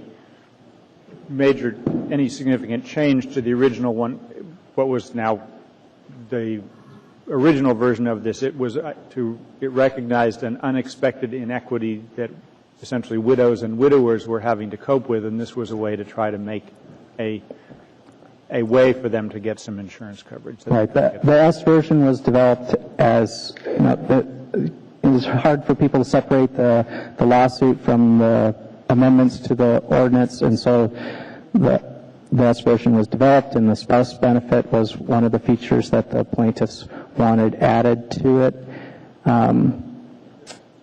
And that's why it's there in the S version. All right. Well, I am supportive of keeping these provisions for widows and widowers, so I will be voting against the amendment. Thank you. Mr. Gutierrez, I think you also had a question? Yes, Madam Chair. Thank you very much. I apologize for being a little slow on the trigger. The question is pertinent to the amendment we already passed. Both of these amendments, I presume, now that we're tinkering with this ordinance, do you have any kind of feeling of what this might do as far as the settlement that was reached? I mean, they agreed to drop their appeal based on passage of this document.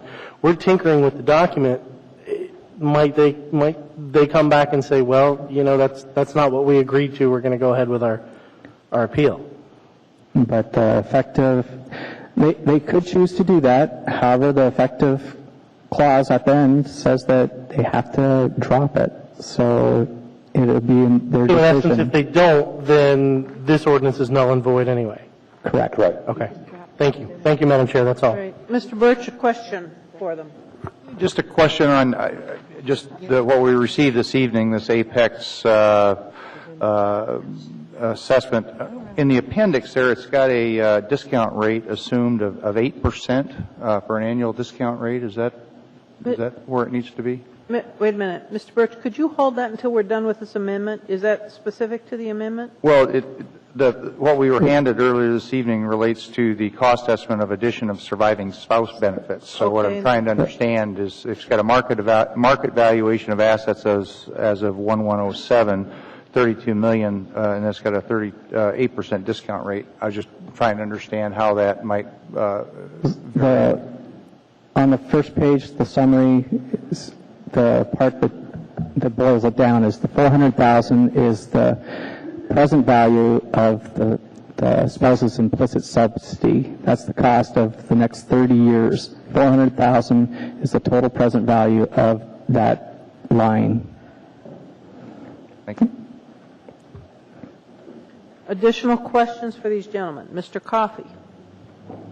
It's kind of tough to be against widows and orphans, but I eventually, given the disparity in my wife's age and mine, I expect her to be a widow someday, and she's going to pay 100% of her health care costs. So, you see, I got to look at it from both sides.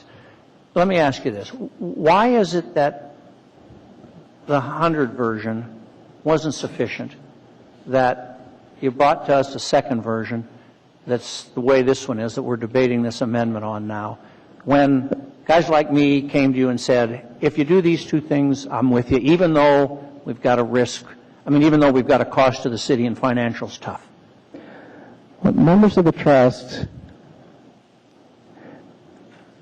board saw that we needed to get the lawsuit settled. That seems to be the ongoing issue that was keeping the Assembly from voting on this document. So we went to the lawsuit group, to the litigants, and asked them what would it take. And that's why that was the one issue that they wanted added to it. It wasn't what they were asking for in the lawsuit at all. That wasn't what they were suing over. They were arguing constitutional grounds, and it wasn't the benefit that they were asking for. But that was the one thing that they were asking to be put in to make them drop. The spouse, the thing that's in front of us right now, the thing that's led to the spouse expected implicit subsidy, which is basically the purchase thing. The ability for the spouse to purchase. Okay. So for basically a cost to the city of, just round it to $50,000 over 4 or 5 years, right? That's total cost, out of pocket dollars. They said, if you do that much more for us, we will agree to not to process the appeal. Right. But you're just saying 4 years. It's the window is actually 20 years that is expected to be. What was that 2014 you were telling me about earlier? 2014 is when the pre-funding trust is the large sum of money for all the funding of the current trust. Okay. Comes to an end. Comes to an end. Because that's what this 400,000 or 370 or whatever, that's an additional pre-funding cost that we will continue to have to pay. The implicit subsidy will go on for 20 years actuarially. And it equals 400,000 as a present value. Gotcha. So in other words, if you added up all those numbers in that low column next to the last one, before the bottom line, out 20 years, applied a discount rate, net present value to today, you're talking 400 grand. Correct. All right. Because that 40 grand 20 years from now ain't much. No. But what's going to happen to it on the actuarial basis? Is it can it go up? Could it all of a sudden be, 100,000 a year? Well, if you look at 2009's experience, they're overestimated. So the actuary is being realistic with his numbers. All right. The widower actually has to pay the full cost of the insurance. No, I understand that. It's clear to me. The differential is the subsidy that the full cost, the full premium doesn't cover the full cost. The premium's $1, the cost is $2, and so you've got an implicit subsidy. It's probably going to be higher, correct. Right. I got you. Thank you very much. Are there any more questions for these gentlemen? All right. Ms. Drummond. Yes, Madam Chair, there appear to be so many questions and concerns. I wonder if we shouldn't have a work session on this issue before we make our decision. No. Doesn't seem to be. Okay, I'm seeing a lot of shaking of heads. I just want to remind people we've been an hour plus on it so far. All right. There appear to be no more questions. Thank you. Thank you. All right. I'm going to go back to the queue then, unless you want to make a motion, Mr. All right. Madam Chair, I am reminded, I think Mr. Gutierrez reminded us when we're debating something, there's a code limit of 1 hour of debate. All right. So I'm not going to ask for the vote, but I just encourage us to get there quickly. I would encourage that too, sir. Thank you. All right. Ms. Drummond informs me we have 10 more minutes then. Dr. Selkrig. I have a comment on the amendment, and that is that I think that Mr. Coffey's comparison to his own insurance and to the public insurance is different in that should Mr. Coffey pass away, which I hope doesn't happen for a long time, his wife will not be automatically canceled. She will still have your policy and be able to pay it. But what happens here is that if a fireman dies, that spouse no longer has access. And if you're a person who happens to have cancer, or if you're a person who has any sort of limitations or is later in life, it becomes very difficult and expensive to access medical insurance. And so I think it's a basic, it's a basic appropriate action to allow the spouse to purchase her own insurance or his own insurance should the individual die. So I'm not going to be supporting this. I don't think it's a smart thing to do, and I don't think it's really a moral thing to do. Mr. Klayman on the amendment. No? Okay. Mr. Coffey on the amendment. Madam Chair, the most important thing I heard there was that this is what the plaintiffs in the lawsuit said they would take to put it to rest. Now, I think they're in a very weak position legally because they lost at the trial court. But if this is what it took in response to the inquiry by the trust, and these folks said, if you do this, we'll do that, that makes a big difference to me than something that was added after they lost the litigation in an effort to get a little sweetener in the pie. I understand the concerns here, and the only thing that bothers me is the fact that while my wife could continue it, she'd have to pay 100%. Here, they don't, and it's a $50,000 bill for the city over time. However, if that's what it takes to get this whole thing done, then I suggest we respond favorably to their statement that they'll quit if we do this. Thank you. So basically I'm saying don't vote for the proposed amendment. Any further discussion on the amendment? Seeing none, I know there's objection to the amendment, so I'm going to put it on screen if I can. Please vote on the amendment. Madam Chair, could you clarify what a yes vote does and what a no vote does? Okay, the no vote does not approve the amendment to delete the language regarding widows. A yes vote does. Widows, orphans, children, Widows. Thank you for the elaboration, Mr. Coffey. I don't think it's necessary. All right, that amendment failed. We're back to the main motion. Is there additional discussion? I don't know how to clear that. Not on my screen. I'm sorry, I'm having a technical problem. How do you get out of the vote? That's exactly it. I Thank can't you. clear the... I got it. It's just... Thank you. Now, Okay. Mr. Coffey. thank you. I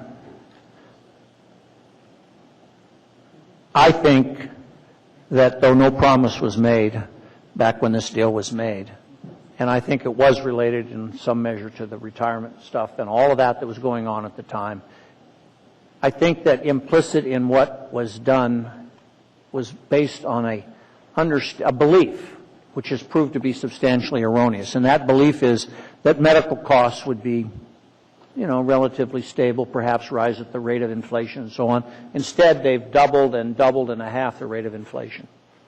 So the question then for me becomes, is it fair to ask the public, 12 years I think it is after the fact, to put in a little bit more money to take care of something that I think we all understood would occur back then, although none of us were on the body at the time?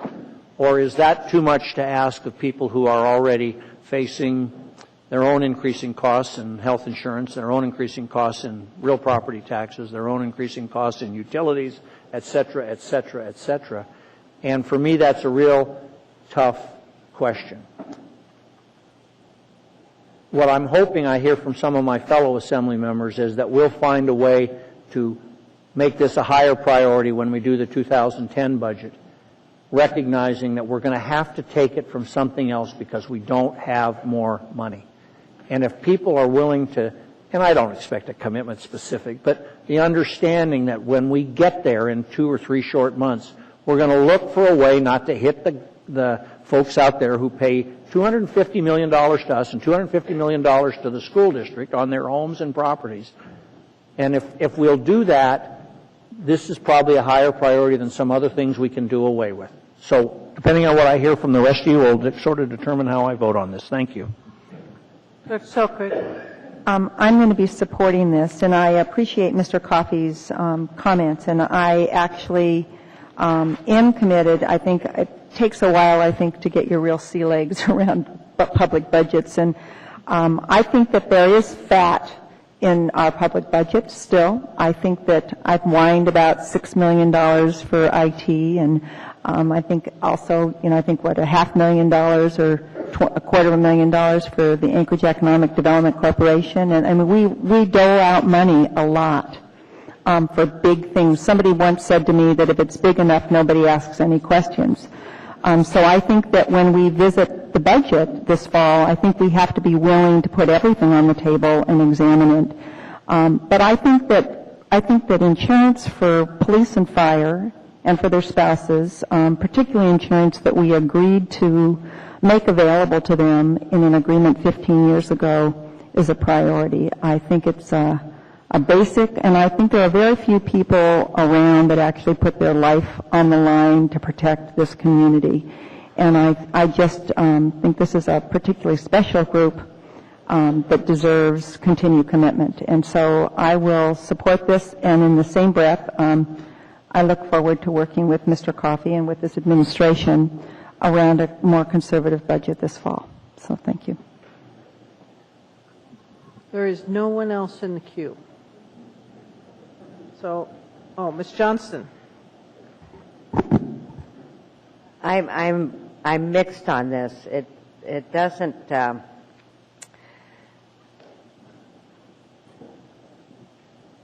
I really believe in certification of funds, and even though we're looking out a year, and so it's not a case of certification of funds, it does scare me to step out there, because I do know, or I have a good feeling that our deficit next year is going to be in a much larger than this year. But I've also gone through this whole process for a year and a half, and there has been some promises made to this group. I've always felt that what Sharon Relton came up with was actually a fair and equitable, or more fair and equitable opportunity than what was first presented. And so I was somewhat supportive of it because everybody was contributing. It wasn't just the municipality contributing on its own. But it does scare me a little bit. I hope we all understand that as we add this next expense, that we will be cutting services somewhere else, and it's not just lip service. I will be supporting this, though. Ms. Gutierrez. Thank you, Madam Chair. This is an issue that's fairly clear-cut for me. And Mr. Coffey's point is very well taken. Budgeting is about setting priorities. And there are many things I can think of that, under perfect circumstances, I'd like the city to be able to provide, but they are a lower priority for me than living up to the promises that were made to people who daily put their lives on the line for the rest of us.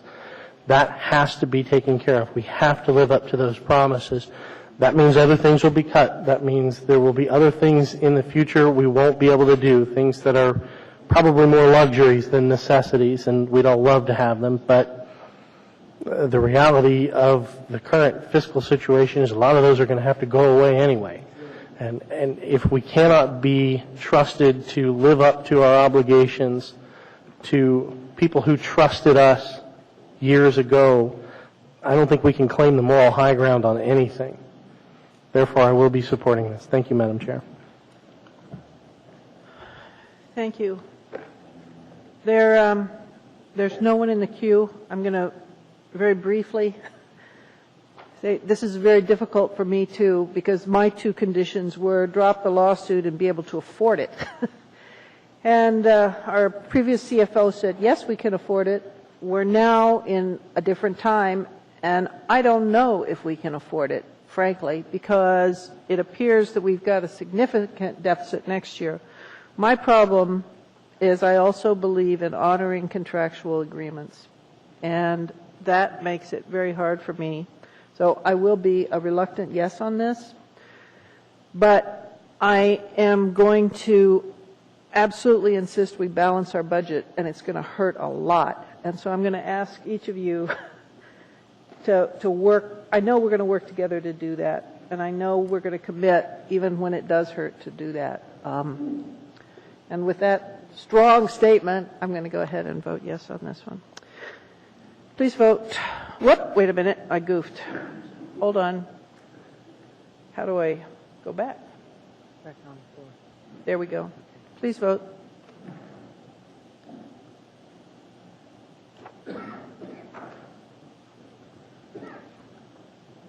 And that item passes with 8-2. No, we've got 11 now. 9-2. Sorry. I got used to it, Mr. Clayman. All right. I've been asked to do the break. I'm hoping we could do the next one fairly quickly. Yeah, let's do that. I need a motion because there's nothing on the floor. All right, this is 11B. This is a continuing discussion on the police, fire, retiree, medical. Is there further discussion on this? I just had a question about the impact of that First Amendment. Does it need to be dealt with at all here? Does it? No? All right. Is there objection to it? Well, I know there will be, so I'll put that up on the board. Seeing no further discussion, please vote. This is 11B.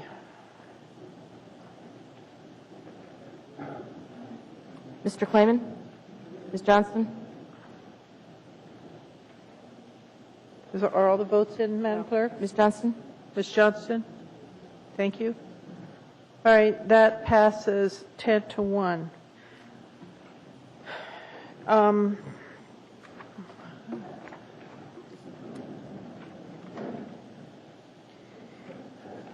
think actually we could deal with 11C fairly quickly. I'm hoping. Madam Chair? Go ahead. Yeah, move to postpone 11C out 2000 AM 369 2009 indefinitely. Is there objection? Go ahead, Mr. Klayman. Could you speak of the reasons for moving to postpone it? Yeah, the question of paying to get the transition plan for the municipal light and power with Mr. Boutte is one that I've been advised by the administration. They do not wish to go forward with that right now. It's that same question we've discussed before about how far and whether or not it's appropriate, given all the considerations, to continue with the process of creating an independent authority with all the attendant costs associated with it. And the administration wants to really take a hard look at that, is my understanding, and therefore there's no point in hiring somebody to do something that may or may not be necessary. Thank you. Thank you, Mr. Coffey. With that, I will be supporting the motion to postpone indefinite. All right. Is there objection to the motion to postpone? Seeing none, that item is postponed indefinitely. Okay. Madam Chair? Go ahead, Mr. Drummond. Move to reorder the agenda to take up new public hearing item 14F, AR 162 on the ASD budget amendment. Second. Is there objection to doing that? Seeing no objection, then we're going to take this up. Hopefully we can finish it before we take our break. I'd like to open the public hearing on AR 2009-162. This is the ASD budget, and I've asked the superintendent to make some and the school board chair to make some very brief remarks.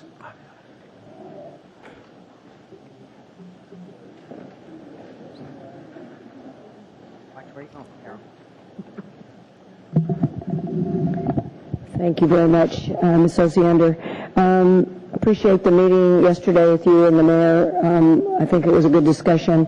I just would like to ask that you would support our S version of the memo. I know Mr. Abbott, Mr. Steiner, and others were at the assembly meeting in July when I was out of town, when we had been notified of the funding we thought we were eligible for was less. And so the school board did approve the revisions before you, and we want to emphasize very clearly that we believe this 2-year funding is definitely something that we can use to try some school reform with a clear understanding that it is for 2 years only, and that any positions hired under these funds will either go away, or we will have made an assessment that they are more important to keep than other positions. And that has been consistent with our testimony to the legislature and in all of our public statements, both to the school board and to the public throughout this entire process with the economic stimulus money. We really do believe that this is an opportunity for us to use the stimulus funds to do some really good things for our kids. We're very pleased with the increase in our graduation rate. We've got a long way to go, but we're making progress in the right direction, and we'd like to add to our efforts using these funds. To that, I would like to add that it was very important to the school board, and one of the criteria that we placed on the administration's development of the list of items for these funds, that it be specifically recognized that it was 2 years limited funds, to put a lot of emphasis on one-time spending that would not be recurrent at all, and that's why you'll see over 50%, we don't have all the detail here, but over 50% are in those kinds of things, such as new computer technology, server replacement, increasing some of the technology infrastructure at the schools, new curriculum refreshing, and things of that nature which are not recurrent. So it'll be sort of money in the bank that will be permanently available to our students after the 2 years is over and after the money is gone without additional expense. The other thing I wanted to draw your attention to is on page 2 of your original Assembly memorandum, it lists the 5 major goals of the stimulus funds that we're required to comply with. and it puts some limitations around what we could do with the funds. But the good news is it's all to benefit the students of Anchorage, and we think this is an opportunity to do some really good things for which we haven't had the funds for, to try them out, see how they work, without necessarily eliminating other things to try them. And then if they're more successful, we can readjust our budget going forward to do those things which are turned out to be the best of the efforts. So it's a great opportunity for the community, and we ask for your support. Mr. Bursch has a question. During the budget session, a number of us attempted to reduce a very modest amount of 0.5% to the school district budget of approximately $4 million. And that was vetoed by the acting mayor and not overridden by this assembly. I guess in view, and obviously you're aware of the financial constraints that the city's in, certainly a majority of the property tax revenues that are derived out of the city go in support of the school district. What sort of initiatives, I mean, it's great to have found money, but what sort of initiatives or potential is there for the school district to, contribute to some of the shortfall that we're seeing in the city? And obviously laying off positions and reducing is nothing, it's any fun. But I'm curious as to how the school district's dealing with that issue in light of the financial constraints that we have. We may need some more technical assistance here, but my understanding is if the state has not reduced our budget, we're not allowed to use this to backfill local contribution. Basically, if the state had cut our budget, we may be able to use it to backfill some of what we had lost in state revenues. But my understanding is, anyway, that we can't use these particular funds to reduce local or to cover a local tax shortfall. I'm prepared to stand corrected if I'm wrong on that, but that's my understanding. And that is my understanding also, and it's my understanding that in order for the municipality to have accepted their portion of the state stabilization funding, that we had to have access to the education funding, and so they are truly tied together. We looked into that, we researched it, and we believe that these are the kinds of initiatives, the intent. So at this time, the school district anticipates no way to really share the pain, if you will? No, Mr. Burch, I don't think that's true. We had a good discussion yesterday, actually, with Ms. Osiander and the mayor, Ms. Frasca and Mr. Baker, and we will be, and I don't remember if you were there, but we had a joint meeting in June where we began the whole discussion of both the cities and the school districts' budget challenges going forward, and they're wanting to have a serious open discussion. I've certainly talked to Ms. Johnston about it a couple of times on the front end for us, so we really do know what we can anticipate as best possible as we start to build next year's budget beginning in October after our enrollment comes in the end of September. And we are very aware and very concerned with the challenges that the Assembly is facing and the city is facing with the budget challenges.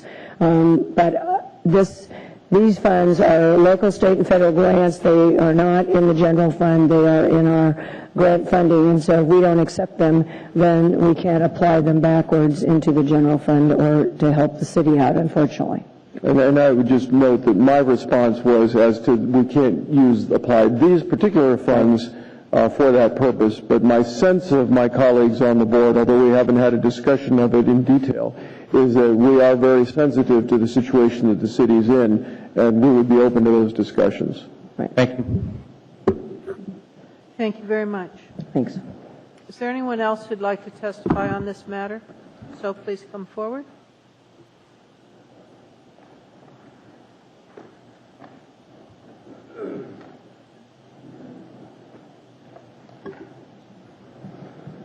My name is Paul Miller D. Kendall, and I'd like to testify on this matter. I'm very concerned, ladies and gentlemen. The conversation I just heard is a circular conversation with no landing point. It is a baffling dialogue with no insight. I can't imagine for the life of me how you as a responsible leadership body can sit here and allow a $728 million operation, which I think has to go to $1 billion when you look at the peripheral cost and alliances that this inside city is now building, this inside bureaucracy. I think this is just shameful. I don't think you should take any testimony from Ms. Como or anybody else, whether they are a school teacher or an ex-school teacher or who they are. None of those people should give testimony unless they are put in the rules of deposition and perjury.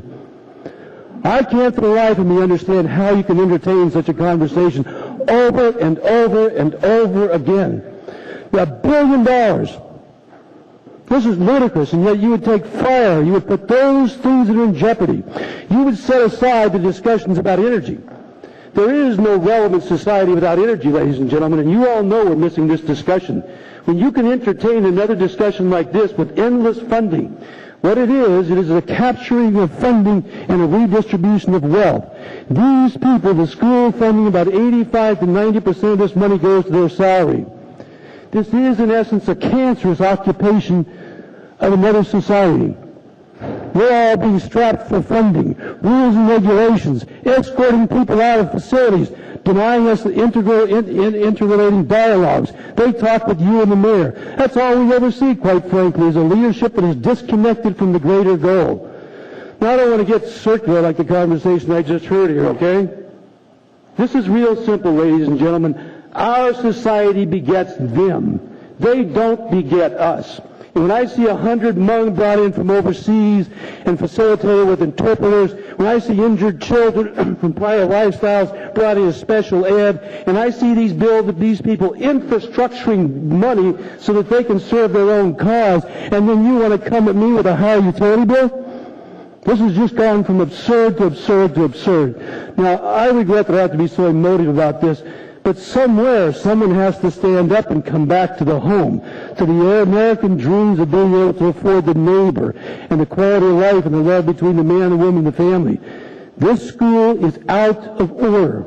It is out of line. It is out of bounds. I think it borders on criminal RICO laws myself.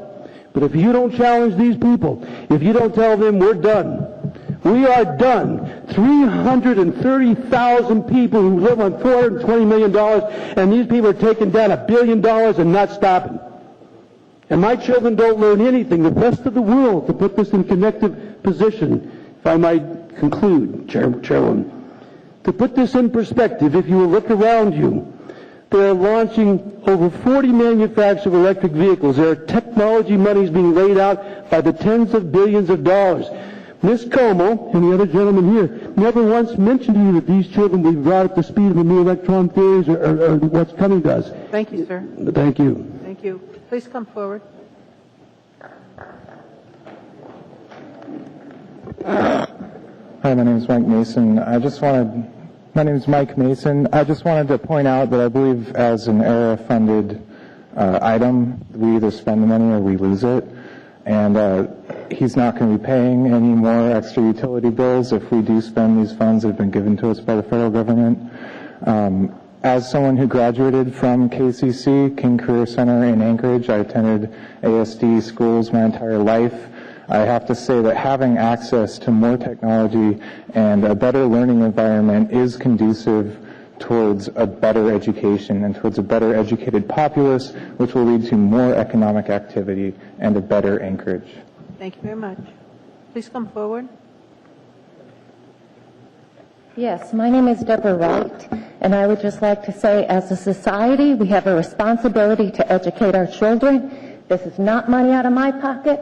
It's not money out of his. And I'm offended, and I hope you realize that this is a one-time grant from our government, and that our graduation rates are increasing, and our society will be better.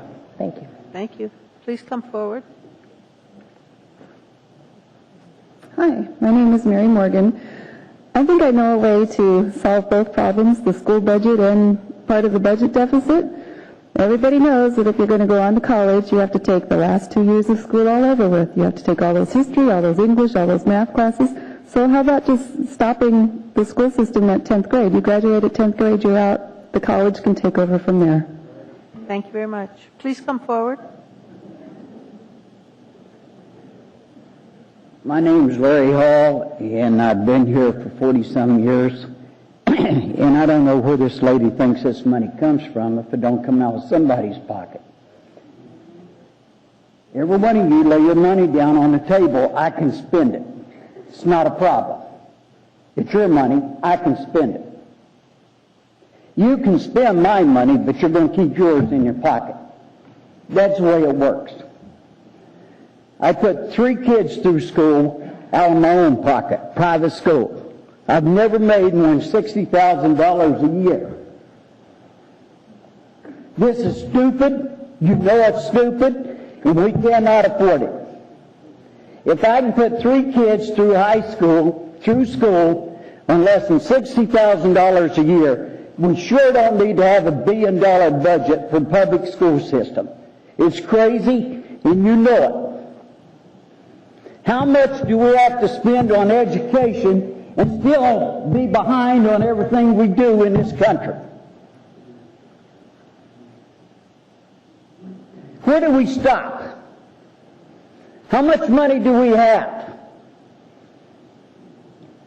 Our country's got $1 trillion budget, and we're in a hole already. We want that right here in Anchorage, too. We're already in a hole, and we're talking about just throwing some more away. If I run my business the way you guys are running the city, I'd have been in jail a long time ago. I don't know where you're coming from. I don't know where this is going to stop at, but it needs to stop, and it needs to stop right here. We can't take care of everybody. You raise your family, you raise your family, and you raise your family. You can't be expected to raise everybody else's family in the city. It ain't going to happen. We want to build a tent city for the homeless. We want more school money. Where does it stop? How many homeless are homeless because they want to be? How many of them could go home? How many of them's got relatives that help them? You talk to one of them, you ask one of them, hey, I got a job for you. No, I don't want a job. I want $5.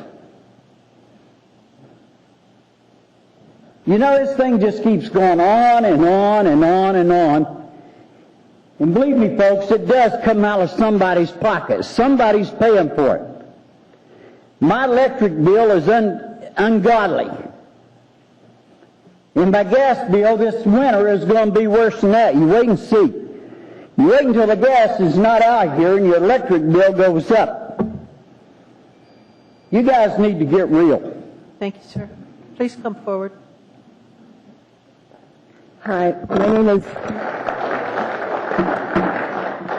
name is Kathleen Swick. I've been here since '75, and I want to thank the Assembly once more for your incredible forbearance, and to say that I think you're doing a really good job. And the conversations I've witnessed all summer long from you guys show that you guys, I bet you're very dedicated and professional, and I don't know how often people tell you that, but I hope they do it often.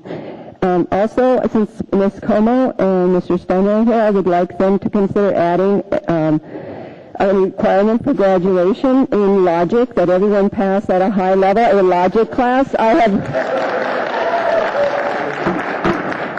have attended a lot of hearings, and I'm very alarmed by the high percentage of people who don't understand if A then B, but, and so on. And so I'm in the interest of an educated populace and a responsible populace. Thank you. Thank you very much. Yeah. Anyone else like to come forward? Hearing and seeing no one, public hearing is closed. What's the wish of the body? Move to approve. Is there discussion? Seeing no discussion, is there objection? Seeing no objection, this item is approved. The Assembly is going to take a short break. When we come back, we'll deal with the Rights Ordinance 64. Thank you.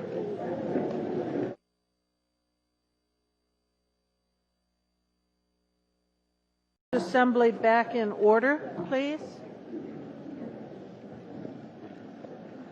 Taking a second for people to get to their seats.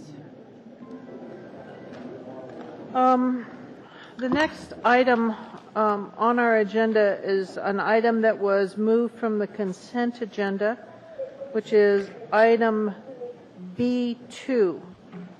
I can't remember, Mr. Flynn, I think that was yours? Madam Or Chair, that's Mr. Coffey's. Mr. Coffey, we're at B2. Yes, item 9B2, which is a resolution. I'm sorry, Madam Chair, I was reading an amendment for a later thing here. Let me get to it.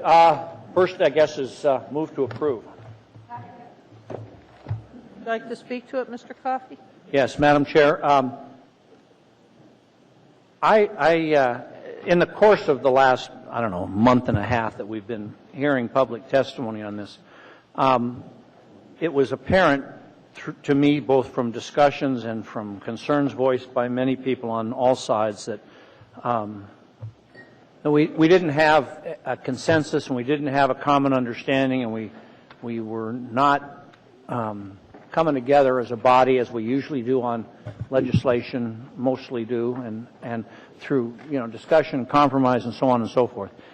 And I saw us going down a road that might lead to initiatives, it might lead to vetoes, might lead to a whole host of things that would not answer at any time the question. And was also cognizant of the fact that early on in this process, I was advised that there were certain promises made about discussions taking place before things were introduced, and none of those happened, and that sort of didn't help matters either. So my view was, well, is there a way that we might resolve some of these issues between all those who were here and testified and so on, not with an intent to delay or defer, but to be better understand and perhaps confer better understanding among the people who feel so passionately about this on both sides. And that was the thrust of what I was trying to do. I don't think I achieved my goal, frankly. I've talked to my colleagues and talked to people in the public, and I think people want to have a vote. So, just vote your conscience on this thing. I just wanted my colleagues to know what my purpose and intent was, and that's what it was. And so that's all I have to say. Mr. Flynn?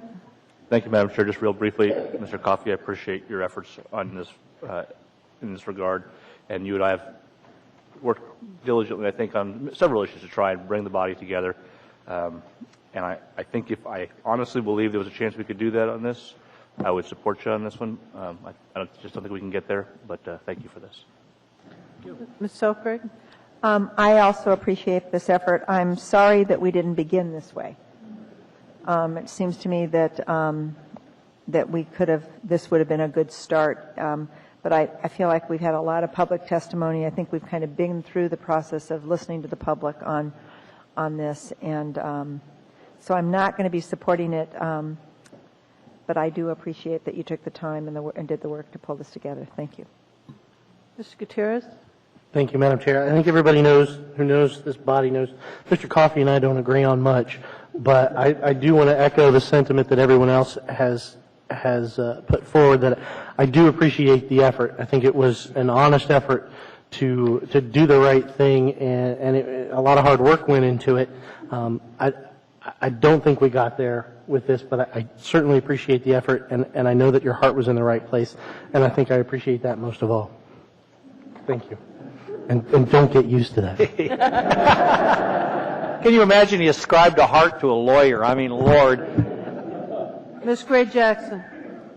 Thank you, Madam Chair. Mr. Coffey, I too want to thank you for bringing forward this resolution, and I know that some work went into it, but I really appreciate your comments, and I'm so happy that I don't have to take my comments any further. I was prepared to, but I'm glad I don't have to, so thank you.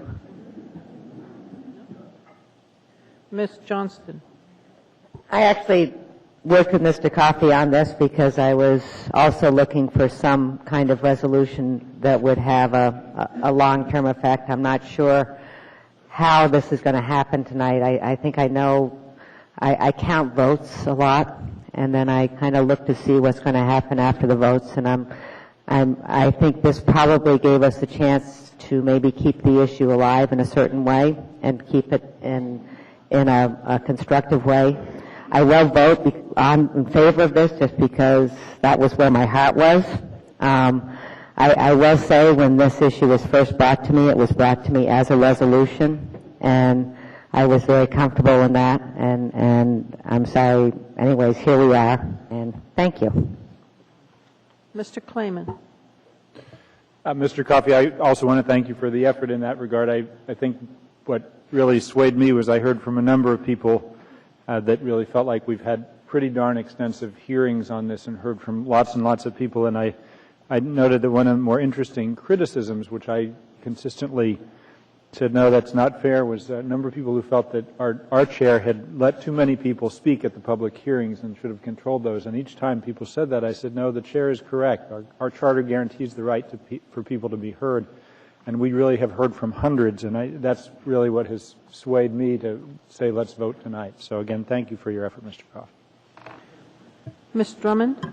Thank you, Madam Chair. Thank you, Mr. Coffey. I also appreciate your effort, but I also would like to suggest to the body that we remove this item to the agenda right behind the various versions of 64 and not vote on it until we have reached agreement or not on 64 in one way or the other, and then leave ourselves an option of perhaps taking this path in the future. Second. Was it affirmative? That was a motion.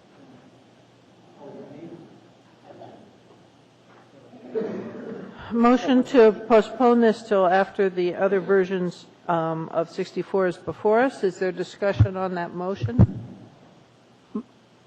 Is there objection? Yeah. Ms. Gray-Jackson? Thank you, Madam Chair. I mean, we just spent a few minutes. Thank you, Mr. Coffey, for bringing this forward. And, so I don't want to postpone it. We need to vote it down and move on. But thank you, Ms. Drummond. Thank you, Ms. Gray-Jackson. On this, since there's a division of the body on that, and there's no one else in the queue, I'm going to ask you to please vote on the motion to deal with this after we deal with the S versions of the other various S versions. So a no vote acts on it now. Correct. A yes moves it after. Mr. Coffey? 1, 2, 3. That item fails, and so we will not deal with it later. It's back before us. All right. Is there any further discussion on it? Then please vote on the resolution. And there we go. Ms. Drummond, Mr. Birch? Oh, sorry.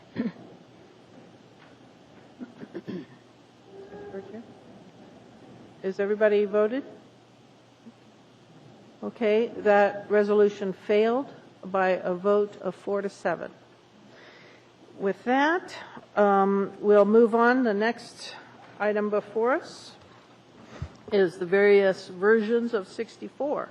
Madam Chair, I'd move version S2. All right, S2 is before us. Is there discussion? Madam Chair, if you don't mind, I'll just quickly Go ahead, start Mr. with Flynn. a brief description of what we've done here. In the aftermath of the extensive public discussion on this issue of equal rights, and in particular the concerns of some in the faith community, I endeavored with, I might add, a lot of help. This wasn't a solo effort to ensure we at least addressed the concerns that somehow some of our churches, synagogues, or other houses of worship would somehow be required to accommodate people whose beliefs were not consistent with theirs. I think we've done it very effectively here. We've tightened up some of the definitions to address some of the other concerns I heard. I don't presume to think that I've assuaged every concern, but I hope that with this we've got a good document before us that we can move forward on. Thank you, Madam Chair. Thank you. Is there any additional discussion? Ms. Selkirk. I think this has been a really challenging experience for everybody up here. We've heard from the public, and it's been passionate and honest, and deeply felt. I don't think we've had anybody at the podium that didn't come up there with a clear heart about what they had to share. And what's so clear is that we have a community that sees things very differently. I think that Mr. Flynn's S version has come a long way in trying to address issues that were raised. It allows churches to hire who they choose to hire based on the values within the church. It allows Catholic social services and entities like that to choose their employees in a manner that's compatible with their values. It allows for separate men and women restrooms and the expectation that men will be in men's restrooms and women will be in women's restrooms. It leaves room for, excuse me, gentlemen, it's really hard to speak, thank you.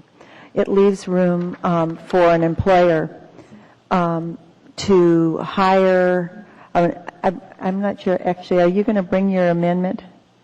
Okay. Well, an employer of one can choose, like, so if you have a very small business, you can, and you don't want to work next to somebody who is gay or lesbian or transgender, you can actually discriminate with this ordinance. It is an effort, I think, to respect the religious community that has so clearly been at this podium and said that as a community they do not want and to be forced, in a sense, to invite transgender people into their lives.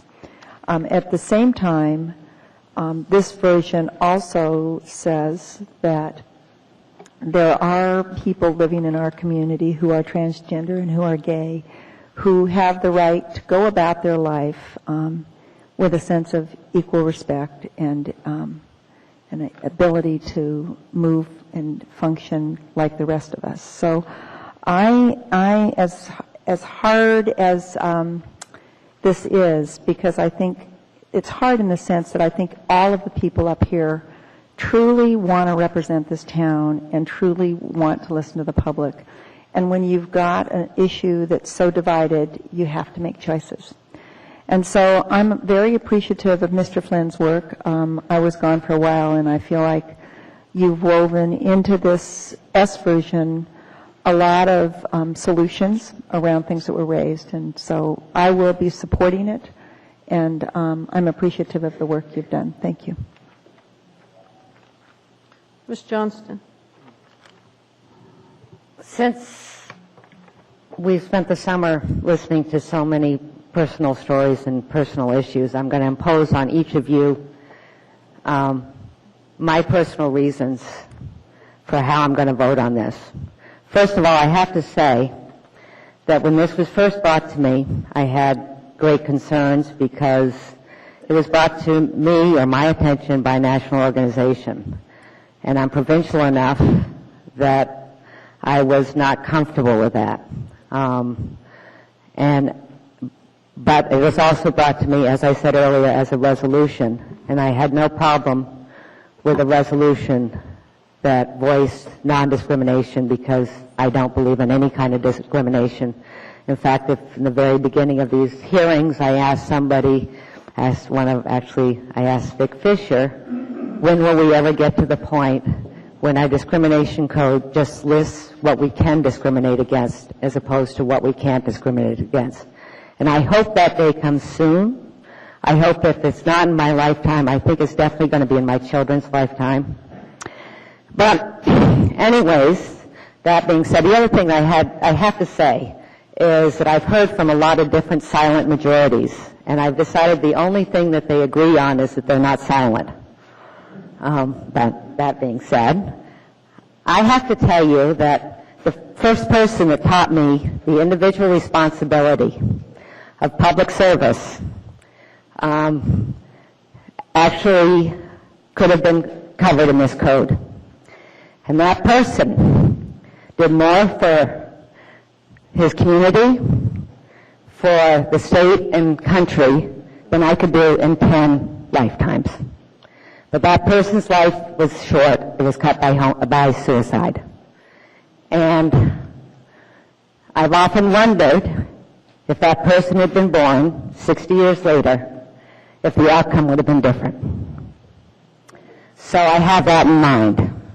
Another thing I have in mind is another public servant who brought this issue before Anchorage about a generation ago.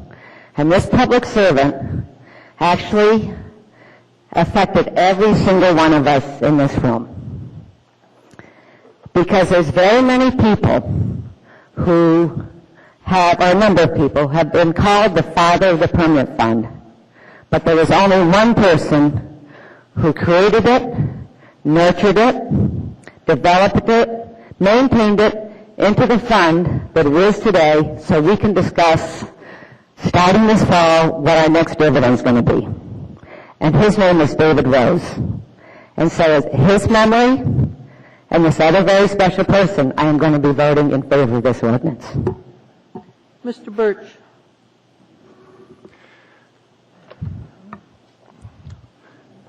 Well, what have we had? 25 hours of public testimony on this. It's certainly not the way I intended to spend the summer. I tend to be pretty analytical in these things, and one of the inquiries and all of the S versions basically say that the public policy of the municipality is based on a finding, and that the Assembly finds that invidious, I had to look that up being an engineer, invidious is basically discontent, animosity, or envy. That invidious discrimination in the sale of rental or real property, financing practices, employment practices, or public accommodations, or educational institutions, that there has actually been demonstrated testimony of this type of discrimination. I didn't see it. I didn't hear it. We live in a tolerant community. I actually went back to look at where the data resides, and it's the Anchorage Equal Rights Commission, and the commission basically keeps a record of all the complaints that roll up. And there's 8 protected classes. I'll read them to you. They're race, color, sex, religion, national origin, marital status, age, and physical or mental disability. And across those 8 protected classes, in the last 5 years, when I inquired of the Equal Rights Commission, I said, well, how many complaints did you have that went to court or went to a hearing? Do you know how many there were? Out of 8 protected classes in 5 years in our little town of almost 300,000 people, there were 6. You can count them on 2 hands. 6. That is not a very big number. And looking forward, I think we had an estimate and testimony that they anticipated no more than 5 complaints, and that was based on an experience that they had in Washington. So I have not seen where we have a demonstrated problem in this community. I've worked with gay people. I've hired gay people. I've worked for gay people. I think as a community, we are very tolerant. We have a wide range and diversity of languages and culture and opinion, but there's room for all of us. And I really think that we need to reassess our priorities. I personally would have preferred to spend 25 hours deliberating on how to address some of the homeless problems that we have, the people that are dying in our streets, the budget issues that we talked about earlier this evening. I think those are going to have a far and more significant and wide-ranging impact on our community than this. And so again, I would thank everybody for their participation and involvement and engagement in this, but I will be a no vote. Thank you. Mr. Gutierrez. Thank you, Madam Chair. I've been struggling with my thoughts on and how to articulate them on this issue, and thought, given the length of time we spent on this already, I'd have more time before my spot in the queue came up. So I'm still not there. This has been a very interesting process, at times a very difficult process, fascinating at times for someone who is a student of the public process. I am very proud to live in a community where people on both sides of this issue had the courage to come forward and speak about something they felt passionately about and felt was important when the room was filled with, at least half filled, with people adamantly opposed. It takes a lot of courage under any circumstance for a citizen to walk up there. This room is not set up to encourage public testimony. You're down there, we're up here. The school board does it right. The school board's at the same eye level with people testifying. I think we ought to remodel this room, Madam Chair, when we someday have money. But I'm very proud of the citizens of this community for doing that. On both sides, it took a tremendous amount of courage. I think the most interesting thing to me, up here, we all have our own feelings and positions, and they're heartfelt, and they're honest, and they're felt deeply. I'm still, in a sense, reeling over the things Ms. Johnston had to say, because I'm embarrassed to say I didn't know those things. I didn't know those feelings that she had, and frankly, as a colleague, I should have.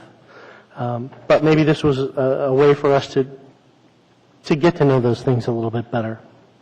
And I need to make a better effort on that part.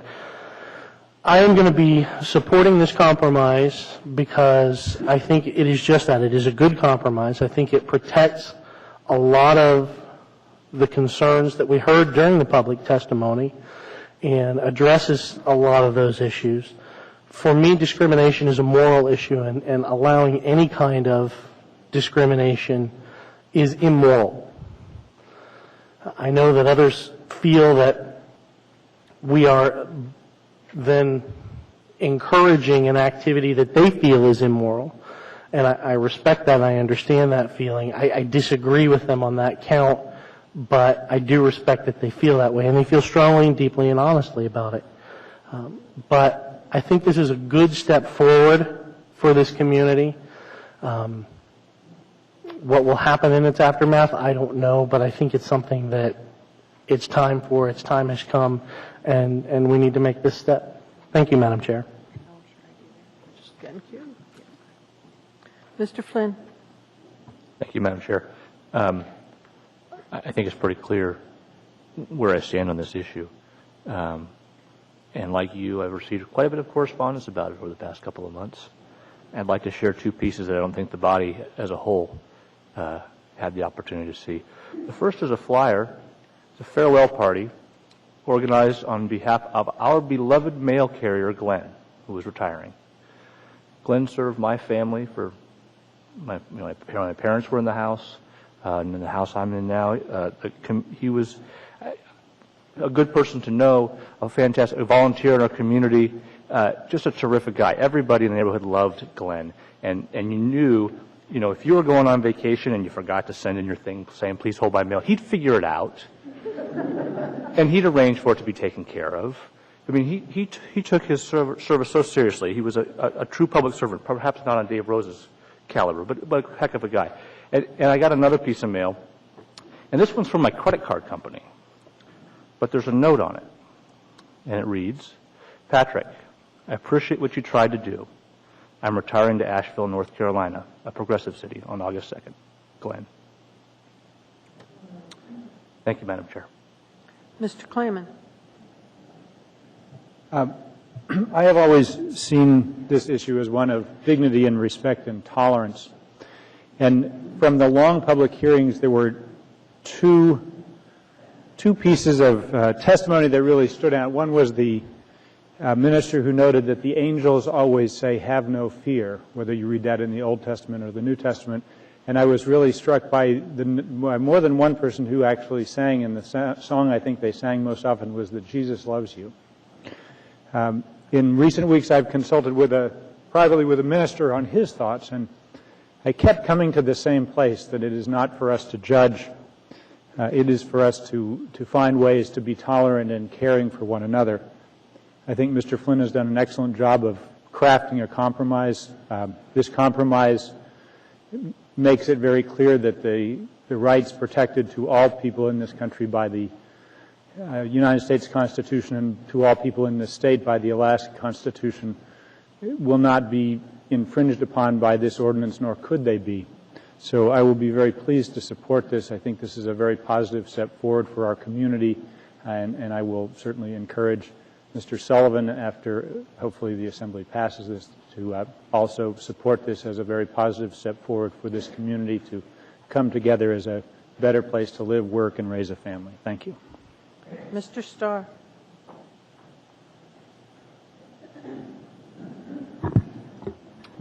I'm not going to support this S version, nor do I support the other initiatives for a number of reasons. My mind was pretty open during the testimony throughout, and it was tough to listen to. A lot of personal stories and all of that, and I do appreciate that government's open to the folks, although some may accuse us of not. But I think the people's work was done, and we heard that. I saw no broad sweeping indication of blatant harassment or a sense of bias that was communicated in that. In town, I spent quite a bit of it in town, moving here to Eagle River. I don't see signs that say no gays allowed, lesbians in the back, things such as indicators that are blatant are that.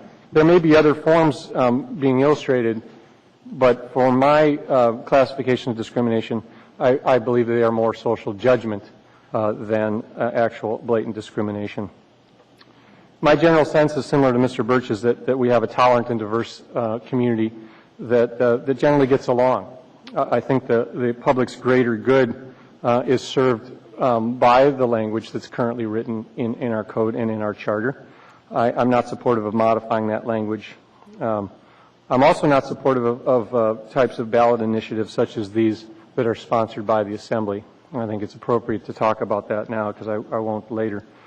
I think initiatives that put items to the people are best served and brought forth by the citizens that they affect and not this body.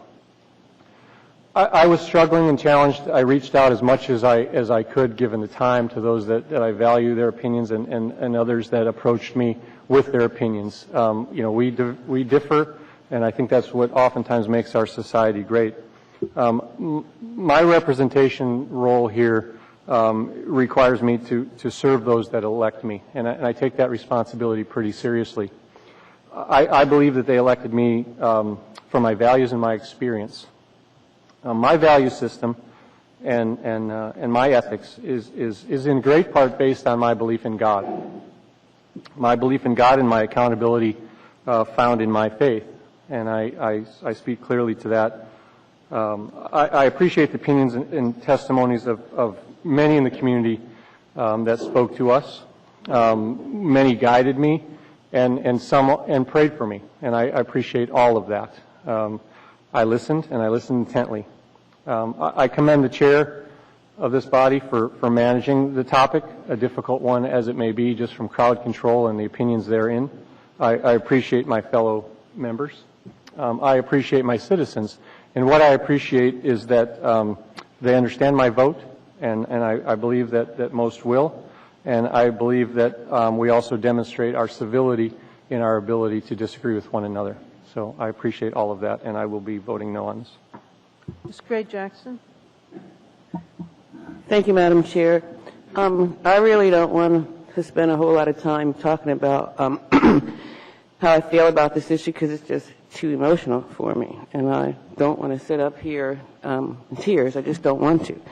But one positive thing that, in my opinion, came out of this whole the public hearing process for this subject is that I've been a municipal employee for a long time, and I've been in this arena like many, many, many times. And during this process, this is the first time that I could look out here and see our community.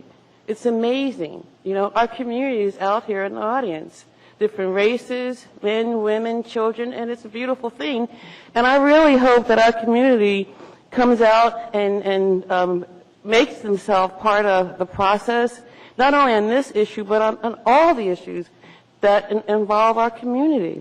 And I also think that the community that came out on this issue had the opportunity to really see how government works, because I know that we dealt with a lot of issues in between that some of you came up to testify, which you would have never done if you hadn't been here for this issue. So I know you learned a lot. You learned a whole lot. But equal rights is just so important to me. It really is. And I believe in equal rights for everyone. And that means everyone. Like a lot of folks, you have family members that are gay. But I have a nephew who's gay. And when he was 3 years old, I knew he was gay. And his mom died in my arms when she was 14. And I promised to take care of him. And I have. And I want to do the same for the rest of the people in this community that deserve equal rights, just like the rest of us. I want to thank my colleagues for their comments. They really meant a lot. I especially want to thank Jennifer Johnson for what she had to say. And I want to thank Patrick Flynn for coming up with a really good compromise, in my opinion, takes care of the issues that some of you in the community had with this ordinance. With that said, I wholeheartedly support this ordinance, and I encourage my colleagues to simply do the right thing and allow all of us, not just some of us, but all of us, to live in this community without discrimination. Just do the right thing. Thank you. Ms. Drummond. Thank you, Madam Chair. I've been serving the public in this community for a long time, since mid-90s when I got elected to the school board. And we've been dealing with these issues for many, many, many, many years. I think I got my training on the school board in patience, as did Ms. Osiander, and I appreciate that. And when the students and the parents and the child of a prominent Anchorage citizen came to the school board in the late 90s, early 2000s, I don't even remember where it was because it all runs together, and asked us to institute the Gay-Straight Alliance at Diamond High School. That began a long, torturous series of public hearings. Hundreds of people came to testify to us. It was quite similar to this, but not quite as many people. And in the end, the Gay-Straight Alliance was formed at Diamond High School. And since then, the Gay-Straight Alliance has opened at every high school in Anchorage, quietly and without fanfare. The school district instituted non-discrimination on the basis of sexual orientation for everyone in the school district in the early part of the 2000s, I think in 2001, both for employees and for the 50,000 students and for the 5,000 to 6,000 employees of the school district. They've had exactly no problems, zero problems with employees in terms of cross-dressing or any of those issues that were raised over and over again this entire summer. They've had a couple of issues with students, but students are expected to push the envelope, and the policy exists where students are going to learn to be tolerant of everyone. The school district has to educate everyone that comes to their door. They cannot discriminate. But I cannot discriminate against those 50,000 children when we graduate them from the school district, having learned to be tolerant of their fellow classmates, out into a community that continues to be intolerant. I refuse to allow that to happen, and therefore I'm going to support this ordinance. Thank Mr. Flynn for coming up with what I feel to be a good compromise. And I thank my fellow assembly members for their patience also. And I thank the community for coming out. It has been a real education in all our parts. By the way, I think in my emails I have at least a dozen cases, potential cases for the Equal Rights Commission of past discrimination.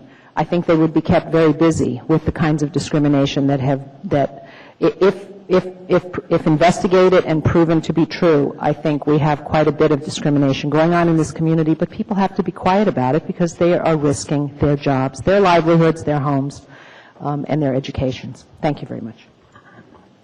Thank you. Is there anyone else?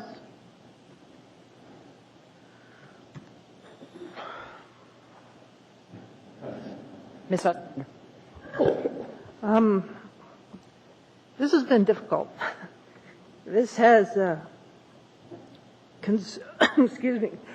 Pardon me. Go ahead.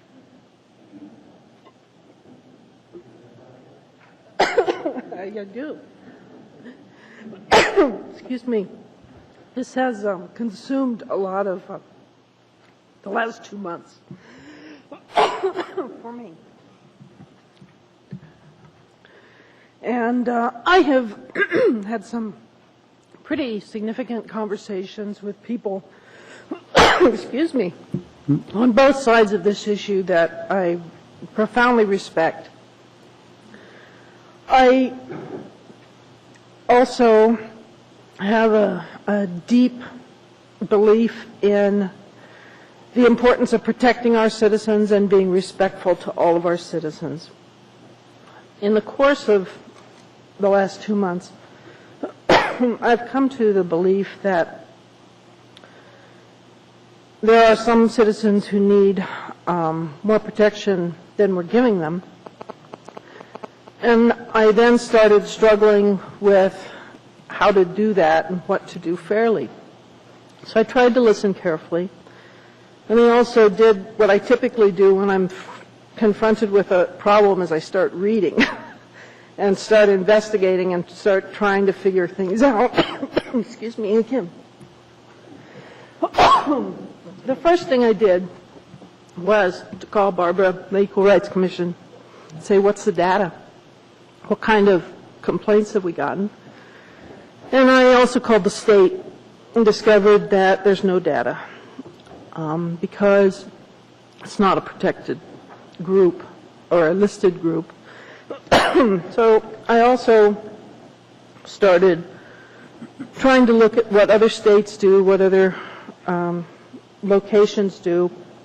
It seems to me that it's mostly dealt with at the federal level and at the state level, and very, thanks Barbara, cough drop. And it was interesting to me to see what a vast difference we have in how this is dealt with in different places. Many states do things differently. I discovered that some states protect smokers. Some states protect people based on their political activities. Some states protect people according to if you have an arrest record. It's pretty common to add citizenship in there as a protected class. Sexual orientation is not added most places, but it is added frequently, as is gender identity and gender. I also discovered that though what we're proposing is protection at the municipal level through the Equal Rights Commission, there are some federal regulations and laws that could pertain here.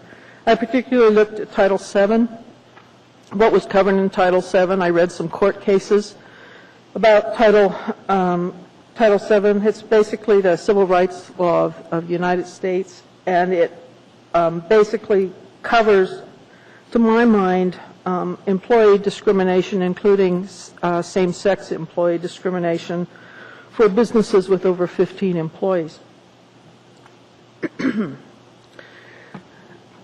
So I took all that, and then it's hard to deal with emotion. And so I looked at the words, and I looked at what was in the ordinance, at all the different versions, and I looked at what I thought was most problematic and what in the ordinance would do more to give a solution to the problem that seemed to present itself. And it was difficult because I couldn't quantify the problem.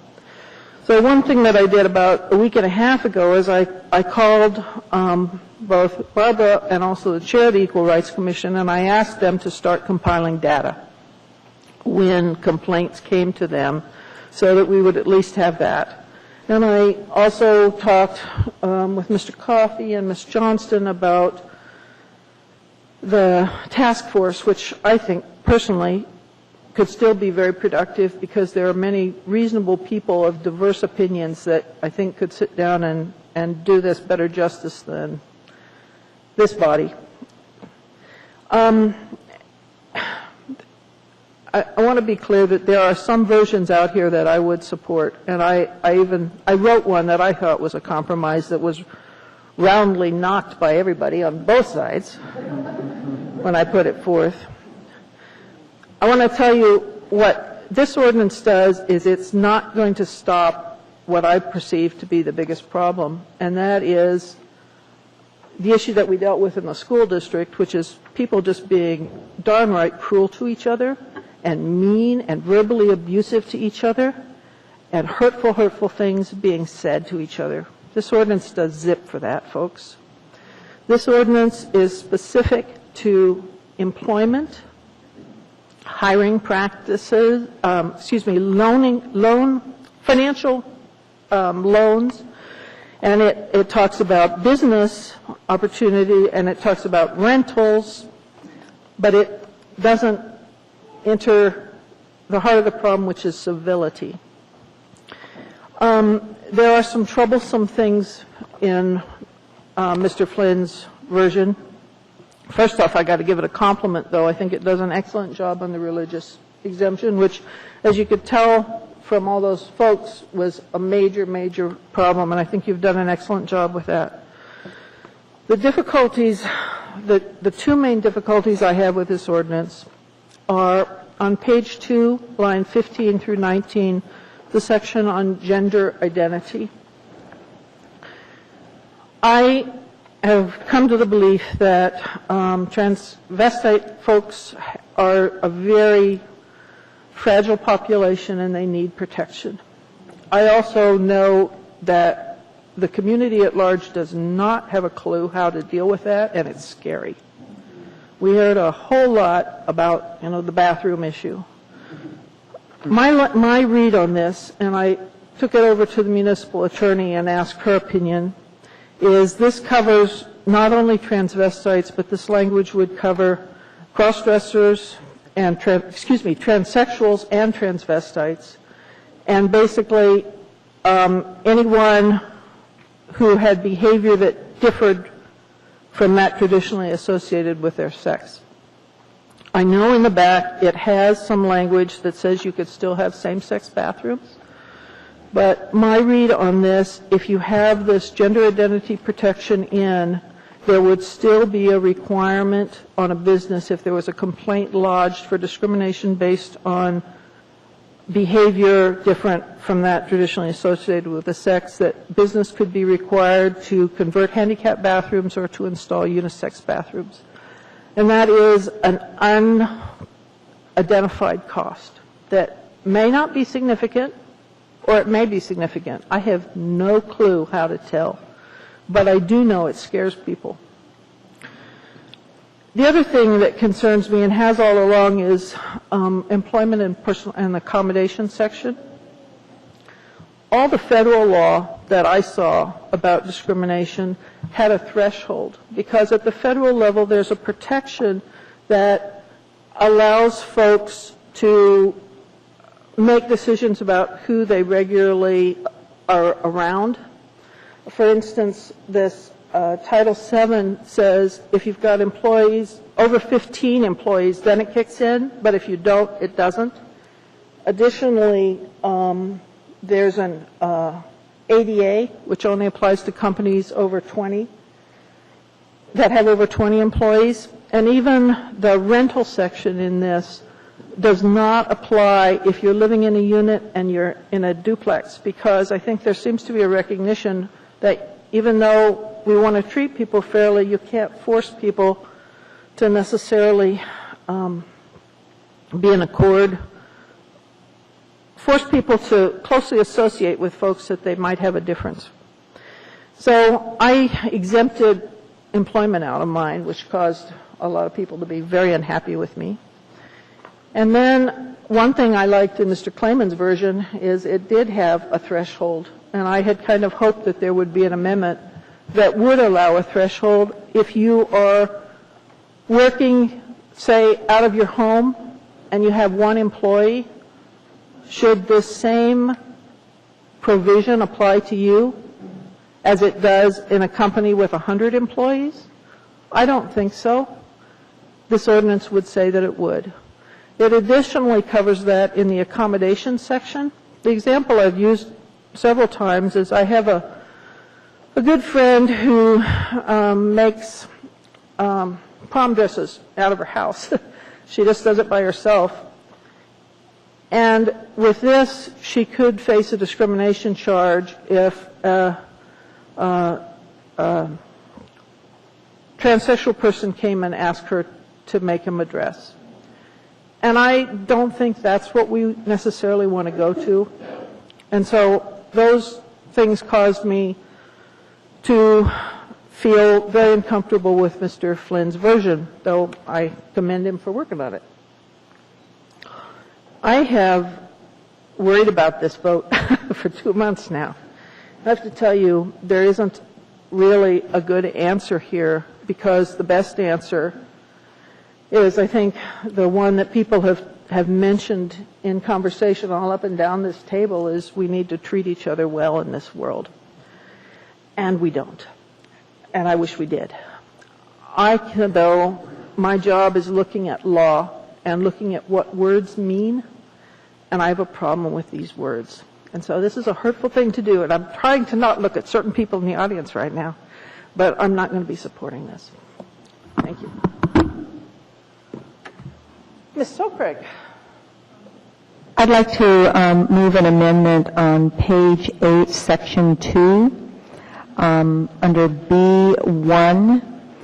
And currently that reads, other provisions of this charter notwithstanding, employers or operators of public accommodations may maintain and enforce gender-segregated bathrooms. And I'd like to add to that, notwithstanding in this chapter, nothing in this chapter shall be deemed to require the provision of a special facility to accommodate sexual orientation or gender identity. This is partly in reference to your concern about the impact of having to provide another bathroom. Second. I also would like to, if it's possible. Could, just a minute, the clerk wants clarification of where the amendment is? It's on page 8, section 2, number B. Section 9. I'm sorry, my thing says section 2, I'm sorry. Let me look. Is it section 9? I believe, Madam Chair, Madam Clerk. Line 19. Just a minute, Mr. Flynn's trying to help, I think. Mr. Flynn? If you are looking at the S2 version. Oh, I'm sorry. That's line 22 on page 8 that you're attempting to amend. Thank you. I think I was looking at an earlier version of the document. So section 9, B1, and it says maintain and enforce gender-separated restrooms, and I'd like to add, and nothing in this chapter shall be deemed to require the provision of special facilities to accommodate sexual orientation or gender identity. And I'd also like to amend 2 to read something very similar, which is, that's B2. Can I have one amendment at a time, point of order? Can we do them both at the same time? They're almost identical, whatever the body chooses. Well, if you have a second, we can do it that way, and if you don't, we won't. I have 2, and I'd like to just do them if I could. But what do you suggest? Madam Chair, I seconded her first amendment. I will second the second. So we'll just go ahead and finish. We'll do them separately. That's fine. All right. So the First Amendment is before us. And is everyone clear what that is? Do you need it restated? Apparently there seems to be clarity. Is there objection? Is there discussion? Is there objection? There appears to be no objection. That amendment is incorporated. And then in the same section, B2, it says impose reasonable dress codes, work rules, codes of conduct, and other rules of general application. And then I'd like to add, and nothing in this charter shall be deemed to require special accommodations for sexual orientation or gender identity. Second. Is there discussion? Ms. Gray-Jackson? Just point of clarification, you said nothing in this charter, it should be chapter. I'm sorry, in this chapter shall be deemed to require special accommodations for sexual orientation or gender identity. All right. Thank you. Anything else, Ms. Gray-Jackson? Mr. Flynn? I would just ask the question to the maker of the amendment if you feel that somehow is not dealt with in the next couple of lines, requiring the worker have a reasonably consistent gender presentation in the workplace. I think the intent is to just clarify this. I talked with counsel, and this just would clarify it if it was an issue in the workplace. Thank you. Seeing no further discussion, is there objection? Seeing no objection, that amendment is incorporated. Is there anything further? Mr. Gutierrez. Madam Chair, Go ahead. No, the amendment. my comments are addressed to you. I don't care how you vote. You've handled this with such grace and dignity, and you are the embodiment of be careful what you ask for because you just might get it. This came up on your first meeting as chair, and it, I think, bears saying again that you've handled this as well as could possibly have been handled, and I am very grateful to you for the way you've handled it. Oh, good.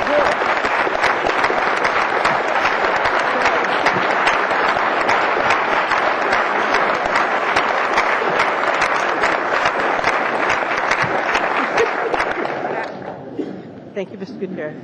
Is there any further discussion?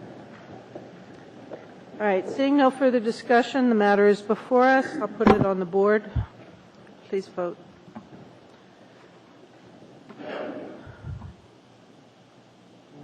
Has everyone voted?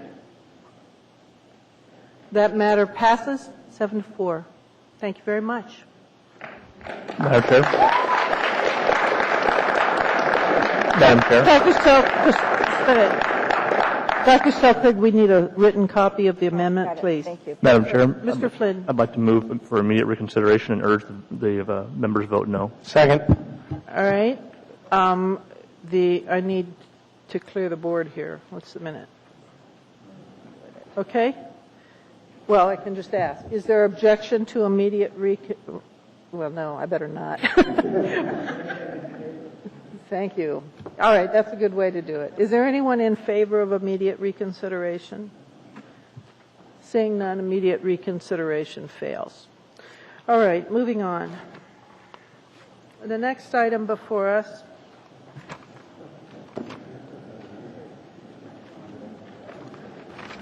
Thank you very much. I have a feeling people will be leaving now. If you do... Madam Chair, could we have about a 3-minute stand down? All right, people are leaving. at ease. Could I ask a question? Privately, come up here.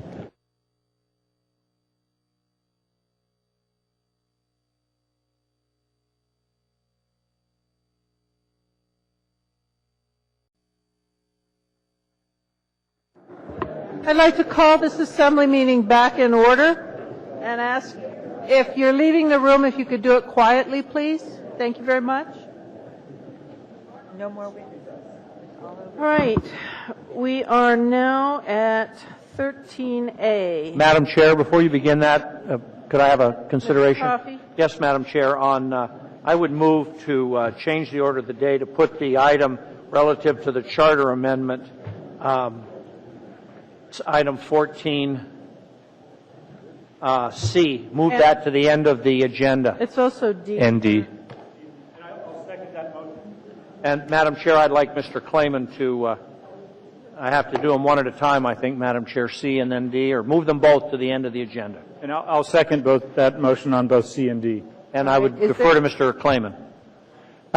Madam Chair, I spoke with Mr. Coffey during the break, and I think the public has some questions. It is my general, from a somewhat rough head count, that it would take 8 votes to put this on the charter. My rough head count is that we are nowhere near 8 votes to put it on the charter, so my general sense is that this matter, the body will not vote the 8 votes required to put it on the charter, and so there is a right to a public hearing, but I'm asking both on behalf of Mr. Coffey, myself, and I think the rest of the body, we've heard so much testimony on this. You have the right to testify, but we're going to move it to the end of the agenda in the hopes that we won't hear testimony. The body will then not have 8 votes to put it on the charter, and that'll be the end of the matter for now.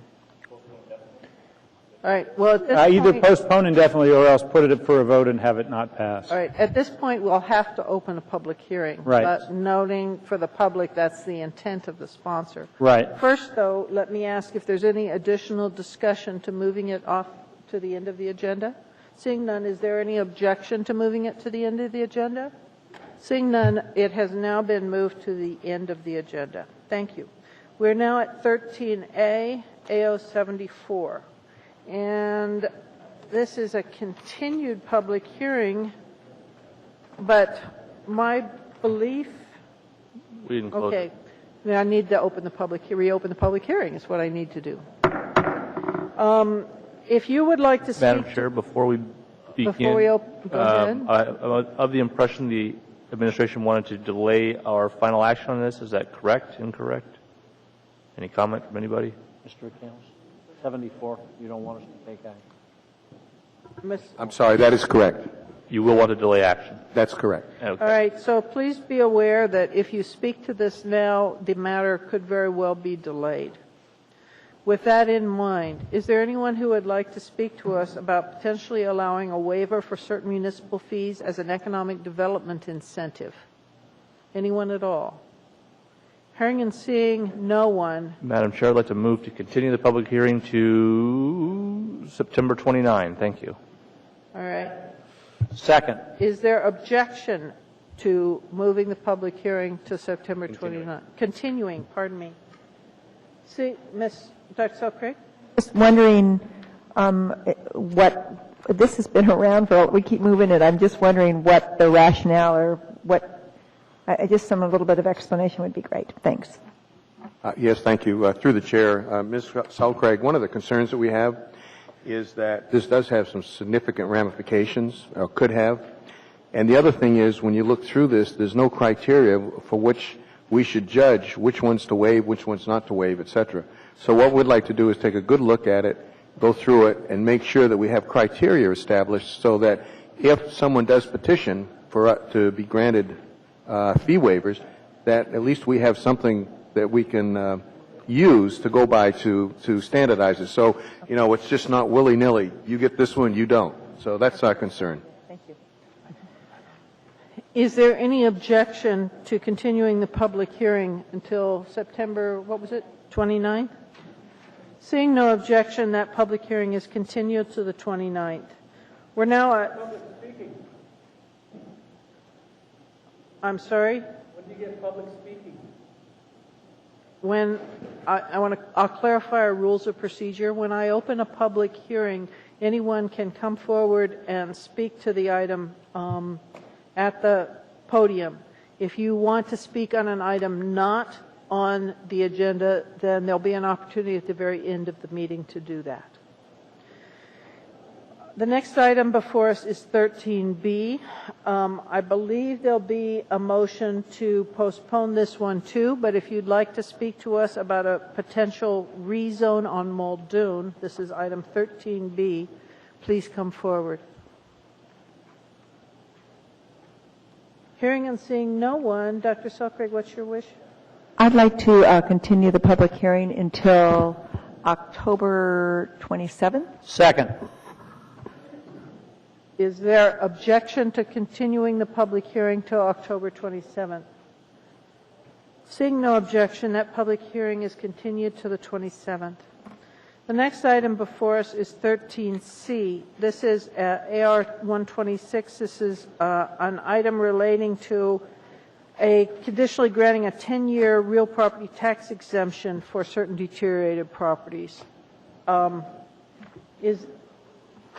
Mr. Coffey, was there an intent to postpone or continue this one too? No. We've okay. Chair, we've met with the administration, right. answered their concerns, Right. and that's what the amendment Then I just handed out is all right, about. Then I just will open the public hearing. Thank you. Please come forward. Thank you. Go ahead, sir. What did you say there? This is the public hearing on item 13C. You can see on the board up there. If you want to speak about that, then you come forward now. Go ahead, sir. I'm John Buckholt. I come to speak on behalf of the of 126. I've watched this develop over the several months. I believe this represents good planning. Good planning can result in development of an area that has been badly in need of development for a long, long time. It's going to result in jobs. It's going to result in new homes. It's going to result in a revitalization, additional nourishment of downtown Anchorage. And I believe that Mr. Marlowe is a man to be trusted in executing the plan.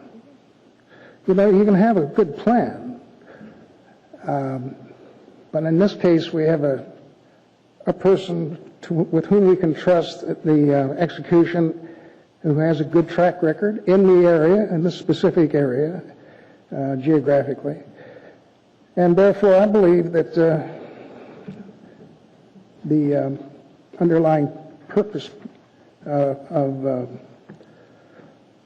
the ordinance 139S is going to be met in this new ordinance, and therefore I believe that we should encourage the purpose of this resolution, and therefore it should pass tonight. Thank you. Thank you, sir. Anyone else like to speak to us on this matter?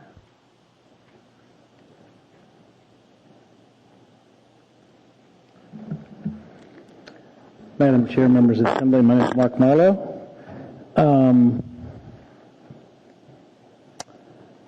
Share with me the procedure of whether, if we're moving the S version or 126, because I believe it's the S version that we need to be talking about. I'm assuming that will be what's moved, but you can speak to either one of them if you'd like. Okay, well, I'll speak to S, because it incorporates some things that we've been talking about for weeks and weeks and months. But anyway, this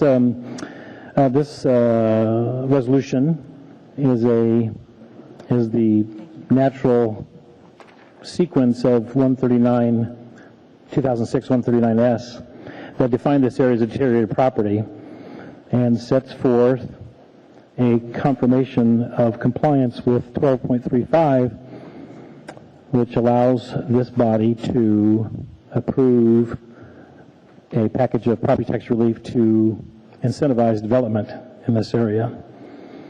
One has only to look at the aerial photographs to know that not much has happened down on the east end of downtown, especially in this area, and I think this kind of legislation looks to the future and will provide that something new and exciting be done in the area. If passed, this is a revenue neutral resolution in the near term. It was designed that way by Ms. Weddleton so that the municipality is not losing out on revenue that it was receiving from the deteriorated area. That same revenue will always come through even during the exemption and deferral period, and has the potential of greatly expanding revenue in the long term if the incentives work and development occurs. So with that, I would thank you for listening and urge a yes vote on the resolution. We do have a question. Mr. Gutierrez. Thank you, Madam Chair. Mr. Marlowe, I apologize for not getting this question answered earlier. Any part of this project involve land that belongs to the Archdiocese of Anchorage? Yes. I believe so. Madam Chair, I pointed it out before on introduction that my wife and I are parishioners in Holy Family Cathedral. She's on the Finance Committee. Neither one of us has any personal financial interest in this particular deal, and you ruled at the time I did not have a conflict, but I felt it was worth pointing out again. So thank you, Mr. Marlowe. That's all. Thank you, Mr. Gutierrez. I think we'll continue with that ruling that you do not. Mr. Coffey. Thank you. Mr. Marlowe, you and I have had a number of discussions in the last 12 hours, let's say, concerning perceived problems with the S version relative to downtown comprehensive plan and relative to some financial concerns that the city might have. And as you know from our discussions, I have proposed to you a couple of amendments, one of which is a public site plan review of this as a condition of making sure you meet all the requirements associated with the comp plan and otherwise. Any problem with that requirement? None whatsoever. Okay. And then the other one was an amendment to an existing language relative to the financing aspects and adding language to it that would require annualized reporting of the progress of the development as it goes along. In other words, I think words from the administration were treat them like you would a partner and give them the equivalent of a K-1 at the end of the year so everybody can know what's going on, and so the data collected can be used when we look at these types of projects again in the future. How much it means to a developer so that the next guy that comes along we can understand with some more higher degree of certainty. Anyway, my point is do you have any problem with that requirement? I do not. All right, thank you. That's all I had. Thank you. There are no other questions. Thank you. Would anyone else like to speak to us on this matter?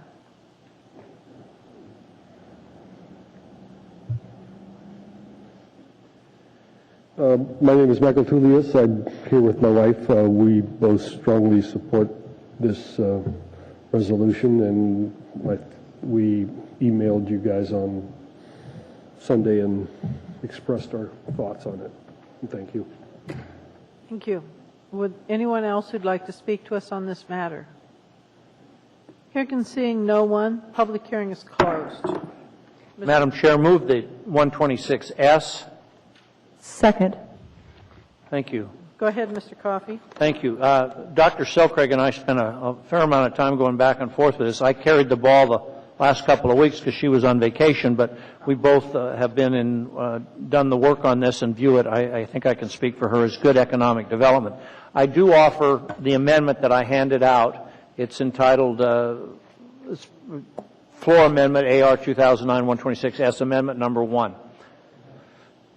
And if everybody has that, I'll move to approve Amendment Number 1 and then tell you why. Second. Second. Right. Go ahead, Mr. Coffey. Okay.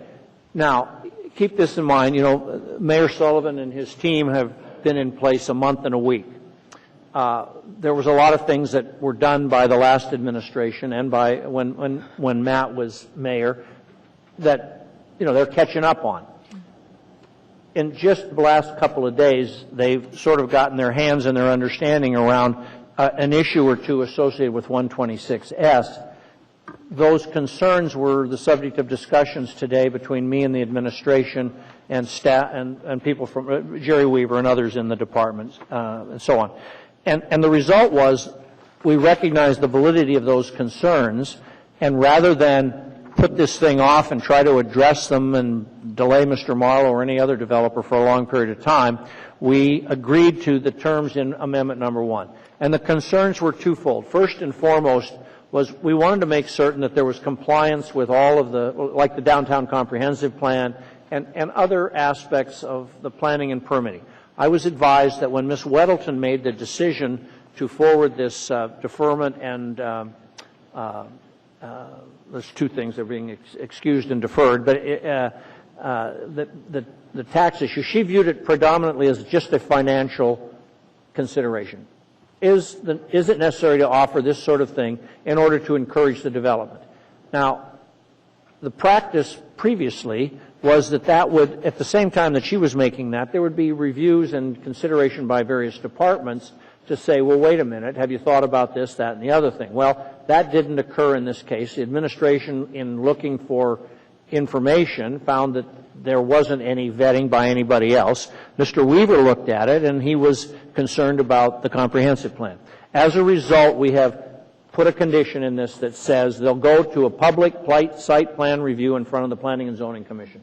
That will ensure compliance with the comp plan. It'll give us public input and so on and so forth so that the plans don't run afoul of the rules and regulations in place. That's number one. The second concern is found in the new subsection H on Amendment Number 1, and that concerns data gathering so that some real-life information can be brought to this administration and this body about the effectiveness of this type of financing. In other words, what the city would, if we approve this, the city will give up taxes to the degree that the property is improved for a period of time.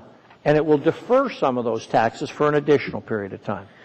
Mr. Marlowe has agreed, and it's in the ordinance, that he will continue to pay the taxes that are due on the land today throughout this period. So it'll be a revenue neutral thing to the city, but it will defer taxes and it will excuse some taxes.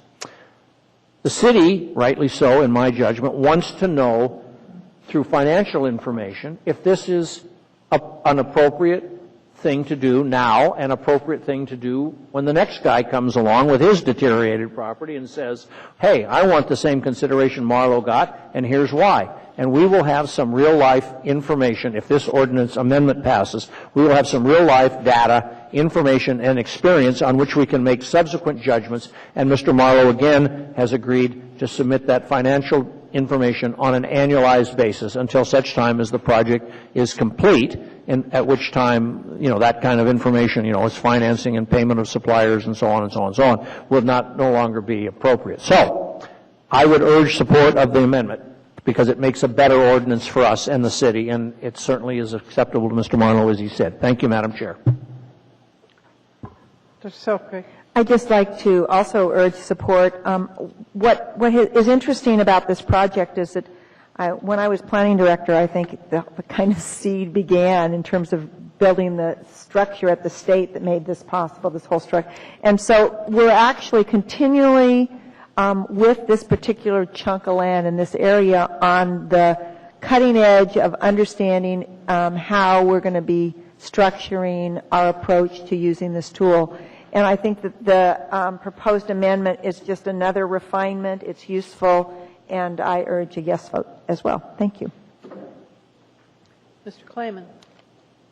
Thank you, Madam Chair. I just want to speak briefly about part of the process. I think Mr. Coffey is accurate that the big question we often get in the administration side is what's the finances of this, and we look often to the chief financial officer for advice and counsel on how best to proceed.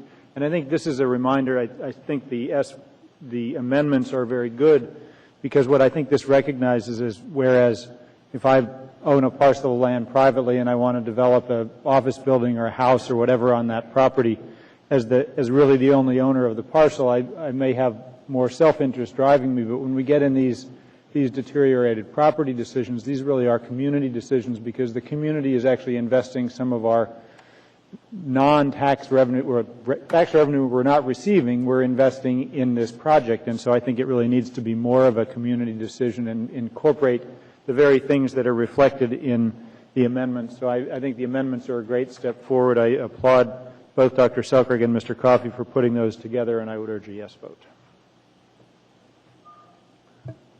Anyone else? Yes, ma'am. Ms. Osiander. I have traditionally, I guess, so far been pretty skeptical about any kind of a tax deferral or tax exemption program, because basically what it does is it shifts the burden to other taxpayers.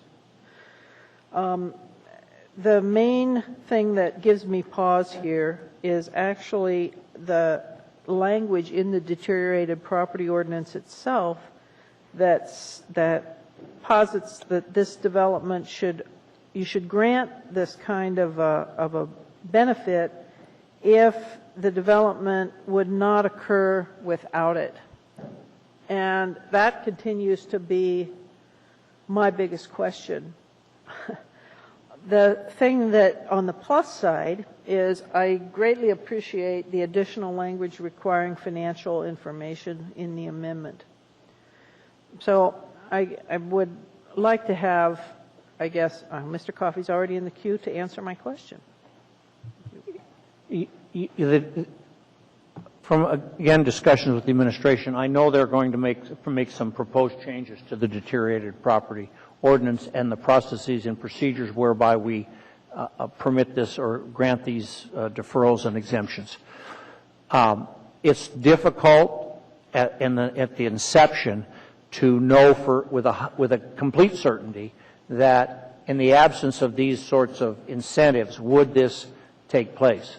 It's not an easy thing. Financial analysis of a project in advance of having completed the project is not a guessing game, but it's certainly, you're making a scientific guess. In other words, you know about building costs, you know about this, that. You can get it within parameters that tell you, I cannot afford to build residential property downtown at a cost of $150 a square foot when my land cost is $50 a square foot unless I get something. And if you're going to build, as Ms. Selkirk put in here, a 6% of this has to be low income, that changes the equation, and so on and so forth. My personal belief, and it has not been vetted as Ms. Weddleton vetted it, my personal belief is that because of land costs and construction costs, that a tax deferral is appropriate in this area. There's, first and foremost, there's demolition. And what happens if you buy a piece of land from somebody and it's got a house on it, they're going to get some value for that house and you're going to tear it down. So you get no value. In fact, you get the cost of tearing it down and hauling it off. So that drives your land costs from $30 a square foot to $40 a square foot, let's say.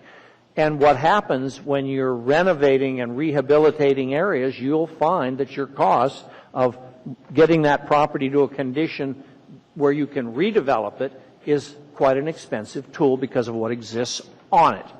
And oftentimes there's additional things like utilities because they're built there to serve single family and you're building a multifamily, and it goes on and on and on. So I trust Ms. Weddleton to have done the kind of job that you would expect of a financial person and a CFO.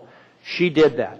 I trust Mr. Clayman, who was the acting mayor at the time and who passed this on to us, that he would have vetted it substantially with Ms. Weddleton before he said, okay, let's send it to the Assembly. So for those two reasons, I think it has been properly vetted, and when I see what I see and know what I know from my own experience in the development business, it doesn't surprise me a bit as to the decision they made. Now, are they right? Is 10 years deferral and or exemption and 5-year deferral appropriate? Could we get away with 5 and 5? I don't know that we can ever answer that. That's a judgment for this body, but I think it'd be a wild ass guess, not a scientific wild guess. So I hope that answers your question, Madam Chair. Okay. I was just going to make another comment in reference to your concerns. The east end of downtown has been challenging in terms of redevelopment. When we did the downtown plan, there's this great big gap. We hit C Street and A Street, and there's a lot of kind of vibrant development going on the west side of A and C. But when you get east of A and C, it's just not as strong economically, and it's not as vibrant. And what this really does is it creates an anchor at the east end of town that you could anticipate 4th and 5th filling out to. So, the way I look at this is that I don't think it's something you do everywhere, and I don't think it's something that we would do often, but it's a tool that we have to bring about change. And one of the things I worked on and with Mr. Coffey and Mr. Marlowe was the expectation that you're getting something for this.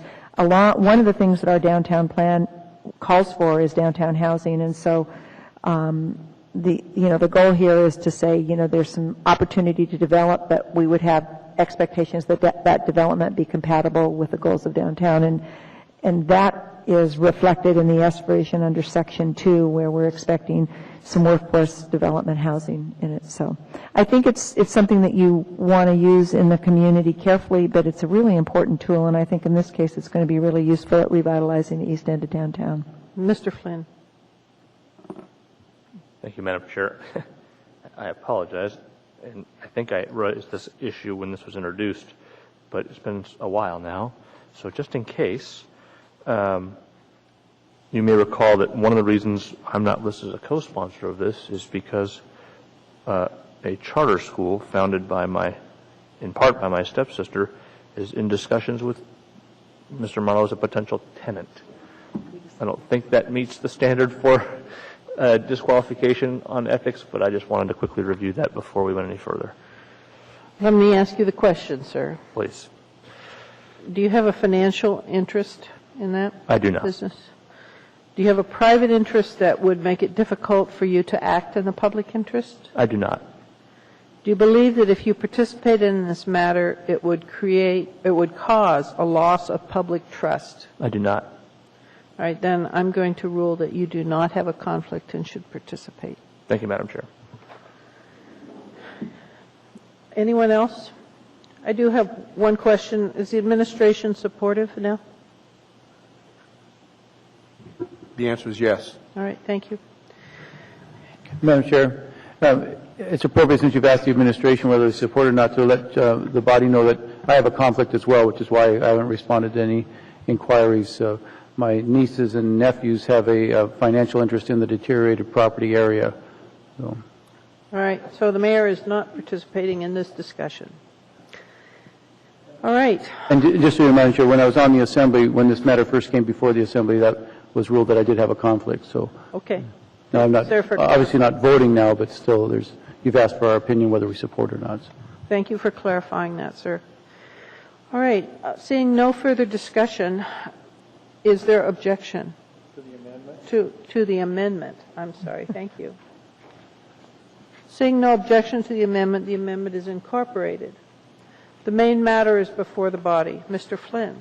Just real briefly, Madam Chair, I am sincerely hopeful that this effort bears fruit. I think it would be a nice addition to our community, and my district in particular. Shortly after the new mayor took office, he and I had a little chat, and I confessed to him that Mr. Marlowe made a liar out of me on the McKinley Tower project. I never thought that thing would ever come together, so I was real pleased to see it did. I'm hopeful you can recreate that magic in a bottle, sir. All right. The main matter is before us. Is there objection? Seeing none, that matter is approved as amended. The next item before us is item 14A.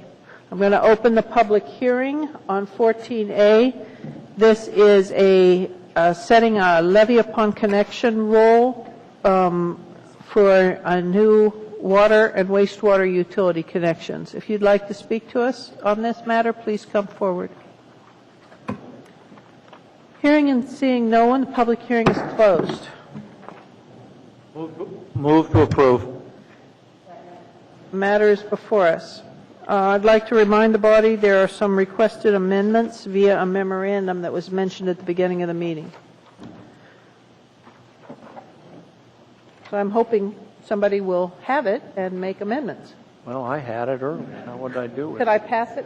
All right. Madam Chair, I have it if no one else does. I will move what appears to be amendment number 1, which changes the first installment due on line 26 from October 31, 2009 to November 30, 2009, and similarly changes the dates on line 28 from October 1, 2009 to November 1, 2009. Second. I'm sorry. I guess I'm reading it differently than what you said. Mr. Primo, did he say it correctly? He did. All right. Thank you. Once a meeting, Madam Chair, once a meeting. All right. Is there objection to that amendment? Saying no objection, the amendment is incorporated. Mr. Primo, does that take care of the concern? All right. Is there any further discussion on this luck roll as amended? Is there objection to approval of the luck roll as amended? Seeing none, this matter is approved as amended. Thank you very much. The next item before us is A088 regarding aggressive animals. If you'd like to speak to us on this matter, please come forward. Nice to see you again. It's good to be here again. Madam Chair, my name is Neil Koeniger. I'm the current chair of the Animal Control Advisory Board that did a lot of work on this to get it before you. One of the things that I'd like to do is give you... Did you hand it to the clerk? Thank you.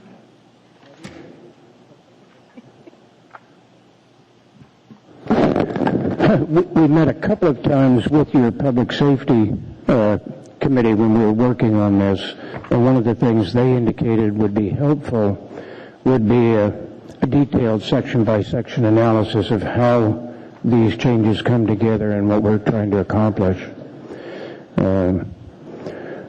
What we're doing here, for those of you who may recall, approximately a year ago tomorrow, we lost a child because it was killed by a dog in this community.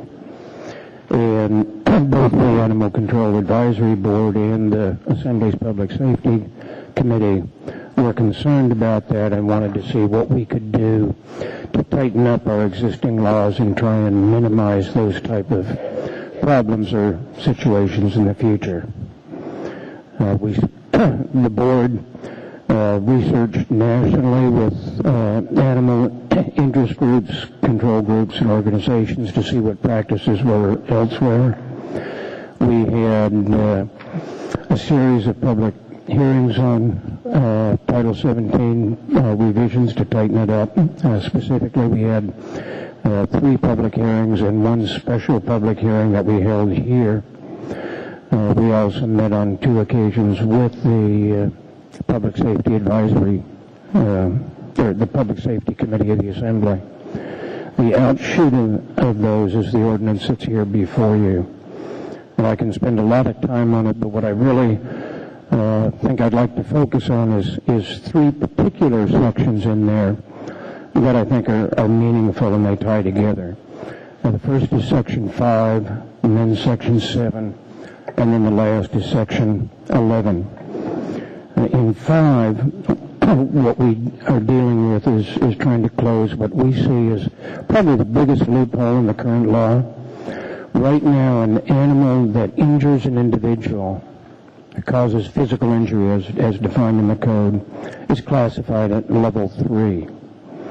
That animal can cause physical injury again, and it's still classified as level 3. And it can do it again and again and again. The change that we're proposing here is that if that animal repeats that behavior and causes that injury, it can be classified as level 5, the same as already under the code happens to a level 4 animal. And if an animal is classified as level 5, it's to be euthanized.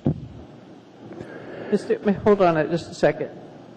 Your time is up, but I think Ms. Drummond has a question. Oh, no, I just want you to continue. I need to hear the whole thing, and I'm sure the rest of the Assembly does too. Thank you. Okay, thank you. I will try not to take too long.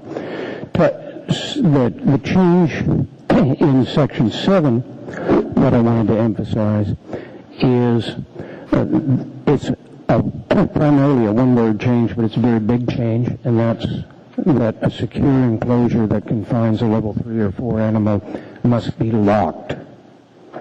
Right now, a lot of animals that are classified at that level are kept in their owner's home as the secure enclosure because it meets the code definition. What we're providing here is that if you do that, that must be locked.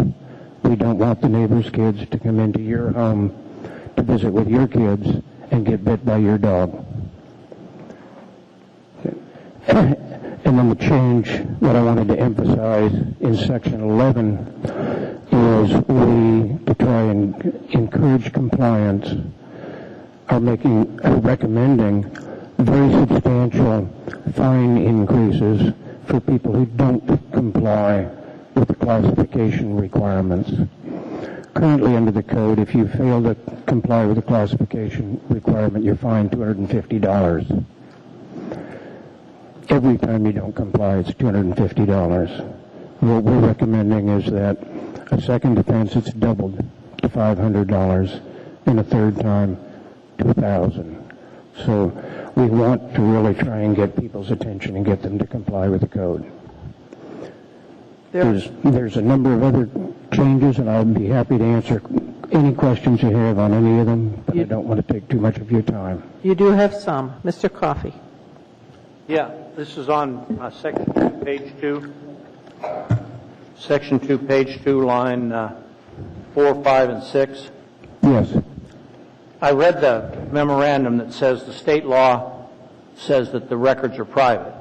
And you're going to tell a animal owner shall authorize the veterinarian. Now, what if he doesn't?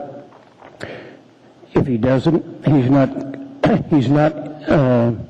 cooperating with the investigation, but in order to compel him to, Sorry, what? I said in order to compel him to comply, we would probably have to seek legal action. All right. I would think that you might suggest a change in state law when you're investigating a dangerous animal rather than have this, because this is without teeth, Mr. Koeniger. Actually, the state law, it really is under the state licensing law. It's under Title 8 of the state statutes, and it doesn't carry the same confidentiality restrictions that doctor I would hope references do. All right, thank you.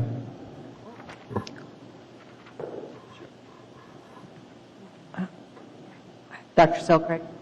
I have a question about physical injury and repeated offenses. If puppies, sometimes when they're little, will actually bite at your hand and kind of scrape you. And as I read this, a visible scrape twice could mean that you could, that if a visible scrape occurs twice, somebody could complain and the dog would be put to sleep. Is that correct? Well, I'm just trying to understand. That's a good question. Well, I mean, because I'm very supportive of restraining fierce animals, but the way this is written is that a visible scrape twice could position a puppy. If a neighbor's child was playing with a 2-month-old puppy and got their hand scraped twice, somebody could call to put the puppy to sleep. Well, just the definition itself, yes, but if you take a look at the current provisions of 1740-020B on the exceptions to classification. Oh, well, I'm not seeing that. Wait a second. Okay. OB? We're not proposing changing B. There's a section in the current code, which is 1740-020B, which gives a listing of exceptions to classifications that cover exactly the type of thing you're talking about. For example, if you have a bitch with puppies and the bitch bites someone trying to protect its puppies, that bitch does not necessarily need to be classified. It's exhibiting normal dog behavior. Excuse me, Mr. Koeniger, would you point the microphone right at your mouth? We're losing you. Thank you. Okay. That's fine. Okay. That's fine. That's fine. I guess I could look that up myself. Yes, there are exceptions to classification requirements under 1740-020B. Thank you. Okay. Mr. Birch. Just a question on the rapid escalation in the page 9 of 9, where it's $250 and then for each violation, but then it escalates to $500 and $1,000 for third and subsequent. We had recently had a review of the cost for. It seemed to me there was a cap, wasn't there? Is there a cap of $500, or is? I guess. Has the legal office has reviewed that, and it can escalate that? This has been reviewed by our attorney's office, and they had no problems with this. Okay. Thank you. Okay. Any more comments from the Assembly? Or any more questions of the Speaker? Okay, seeing none. Thank you very much, Mr. Koeniger. Don't go away. Anyone else wishing to be heard on this issue, please come forward.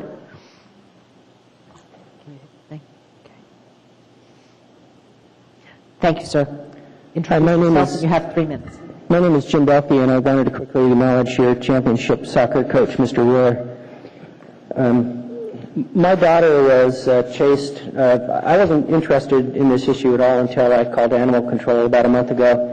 My daughter, 8-year-old daughter, was chased by a dog that's about twice as big as her into her backyard, and the dog bit her on her rear end and then went back home. So I called animal control.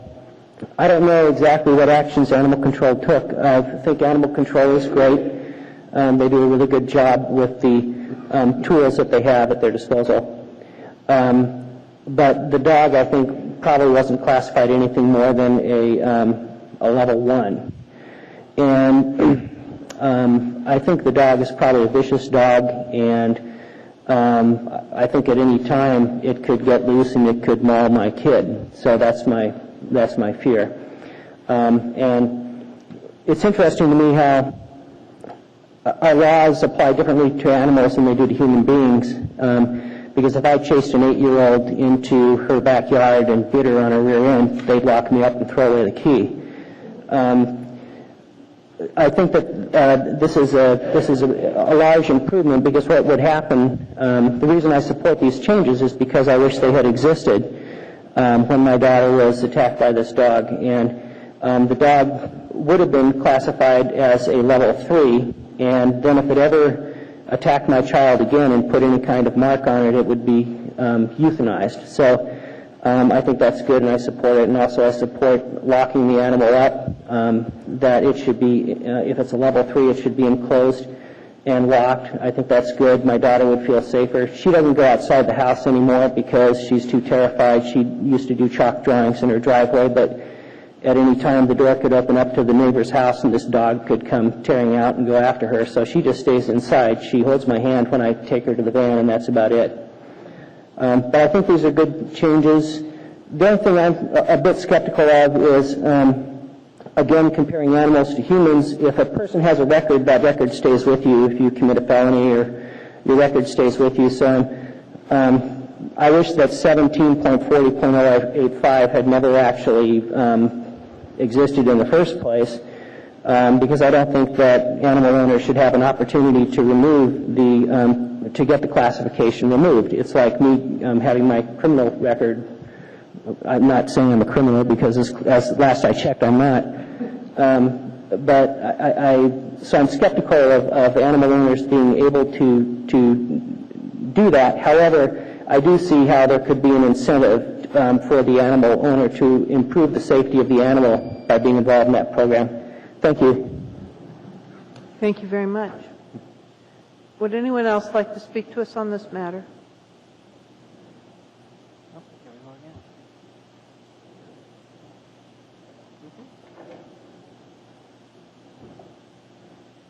Well, Paul D. Kendall, I felt compelled to come forward and mention to you that I think in the domestic violence laws that in a restraining order it suggests that if anybody should even feel the slightest of fear. And I just feel compelled. I think you should put the dog under a restraining order. You already have these statutes available. Just change a few words. And you can just simply readjust the degree of a restraining order in relationship to the owner and the dog, because I've found that most animals are a direct reflection of their owners myself. So I just thought I would contribute that in a lighthearted manner. Thank you. Thank you. Would anyone else like to speak to us on this matter? Hearing and seeing no one, public hearing is closed. Move to approve. Second. Is there discussion? Is there objection? Hearing and seeing no objection, the matter is adopted. Thank you. The next item before us. I lost my agenda. Here it is. Is 14E. This is an ordinance authorizing a fourth and final renewal option for a lease for the at Lot 7B, Port of Anchorage. If you'd like to speak to us on this matter, please come forward.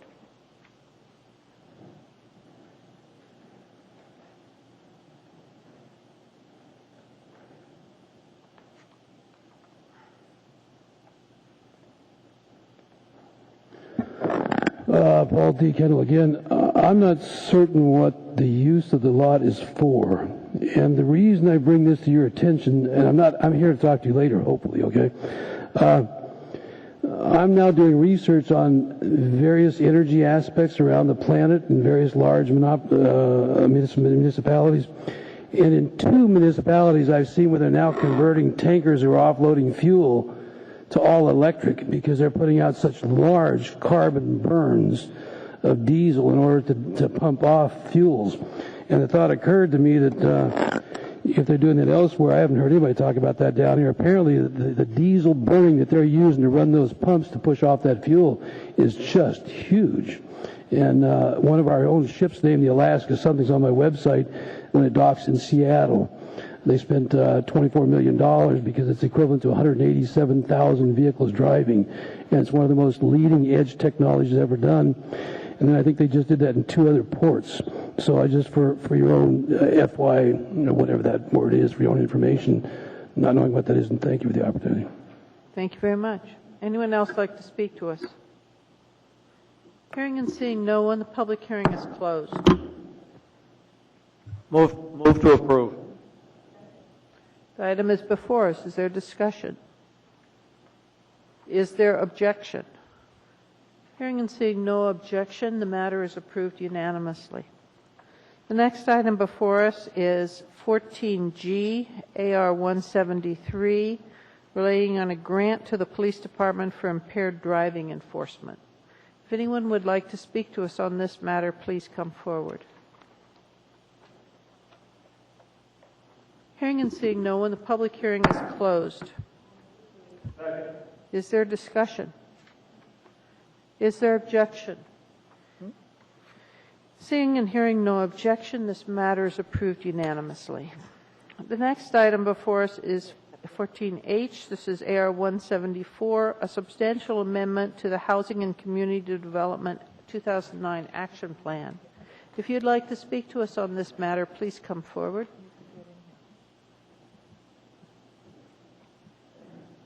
Hearing and seeing no one, the public hearing is closed. Move to approve. Is there discussion? Is there objection? Hearing and seeing none, the matter is adopted unanimously. We're now back at the potential charter amendments. I'm going to ask for a motion to combine the public hearings on both of them. So move. Second. And I'll also note at the conclusion, I'll be moving to postpone both indefinitely. Thank you. Does anyone object to combining the public hearings? Seeing none. If you would like to speak to us on a potential charter amendment regarding the sexual orientation ordinance, please come forward. Could you fix the screen? Okay. Go ahead, sir. Thank you. I think I already said my name. You better say it again. Mike Mason. Thank you. And I really just want to say thank you all for all of the hard work. And I hope Mayor Sullivan doesn't veto what you just passed in favor of this, because I think everything's been said. And supporting the rights of a minority through a majority vote is not the appropriate way to handle this. Thank you. Thank you. Would anyone else like to speak to us on this? All right, I'm opening a public hearing on 14C and 14D. Both of those relate to a potential ballot proposition to be put on the April election to change the Bill of Rights in the Anchorage Charter to prohibit discrimination based on sexual orientation. So if you'd like to speak to us on that, please come forward. And ma'am, just so you understand what my comments, my expectation is that I'm going to move to postpone this matter indefinitely and the body will not take action. Right. So it probably won't happen, but it may. So go ahead. Okay. I'm Susan Nyman. I was number 69 speaking about 3 years ago. It felt like. Scares me. I was here in 93. I was here for many, many of the meetings, and I was gone from Alaska for a month. Otherwise, I would have been here for all the rest of them. It frightens me to think that this would go on the ballot from what I've heard. And I don't know who here who said that they heard no discrimination being spoken, but by the very testimony, there was tremendous discrimination and hatefulness. Some people even said they like to be able to discriminate. I can remember their faces are in my memory. So it frightens me to put this to a vote. I think that we need to stick with it and go with it and be courageous as an assembly, even though you were threatened, to stand by and it's kind of watered down, non-discrimination clause. We all deserve those rights. Thanks. Thank you. Please come forward. No. Then just stand up and I'll hear you after this gentleman. My name's Tim Pearson, and I just want to thank each and every one of you guys for all the work you've done over the past couple of months. And I pray that we're over and done with this and are not here doing this again next month, next year, or 10 years from now. Thank you. Thank you. Hi, Kathy Swick. I'm of two minds like you are on 64. I think it's really a bad thing to vote on civil rights, but on the other hand, when I talk to people out, only the most committed people show up for these interminable meetings. And so when I talk to people on the outside, they just can't even believe these discussions are taking place, that it isn't taken for granted, that this ordinance is in effect.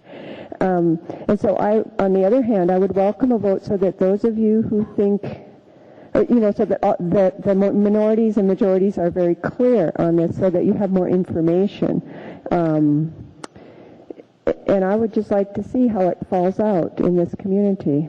And for that reason, I would think I would support it, even though on another way, philosophically, it doesn't appeal to me. So thanks. Thank you.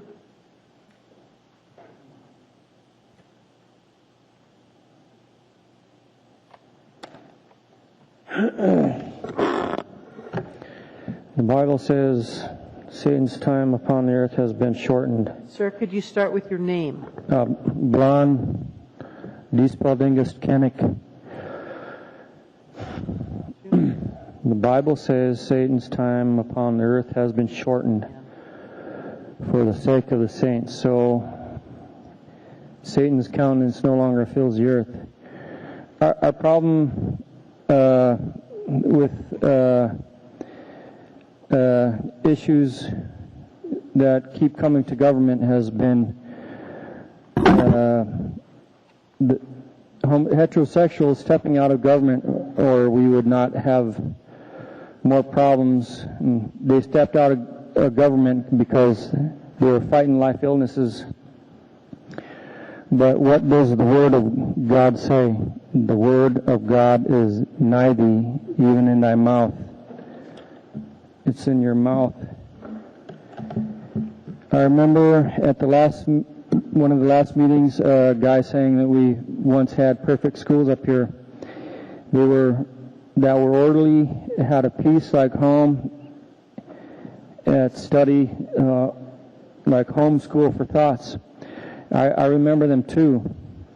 Then what happened? The fresh fruit we had been receiving up here began to have too much pesticide, and because people relaxed and started joking about it, and what would happen if lustful people in the States started to come up here like a joke they were talking about, to bring a new school book, and they brought up, which did happen eventually after the joking, to bring a new school book up with them by majority.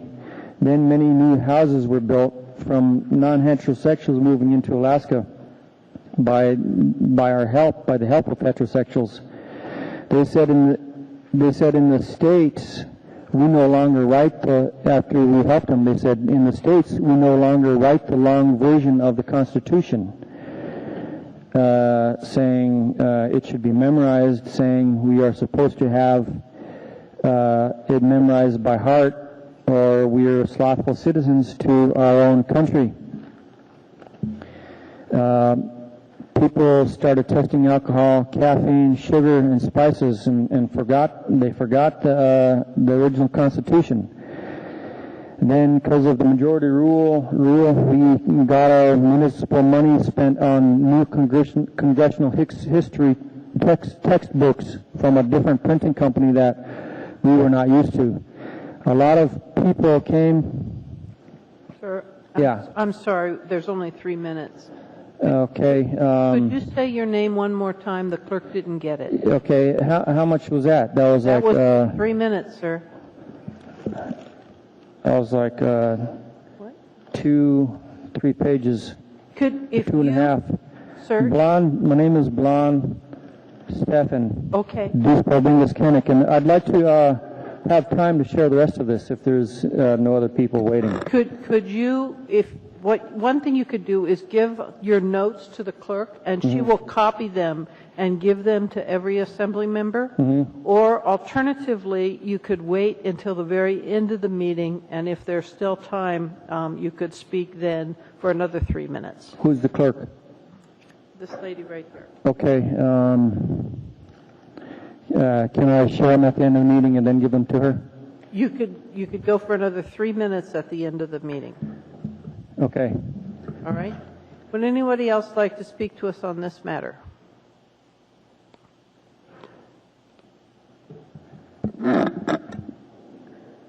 I know that, I'm sorry, my name is Mary Morgan.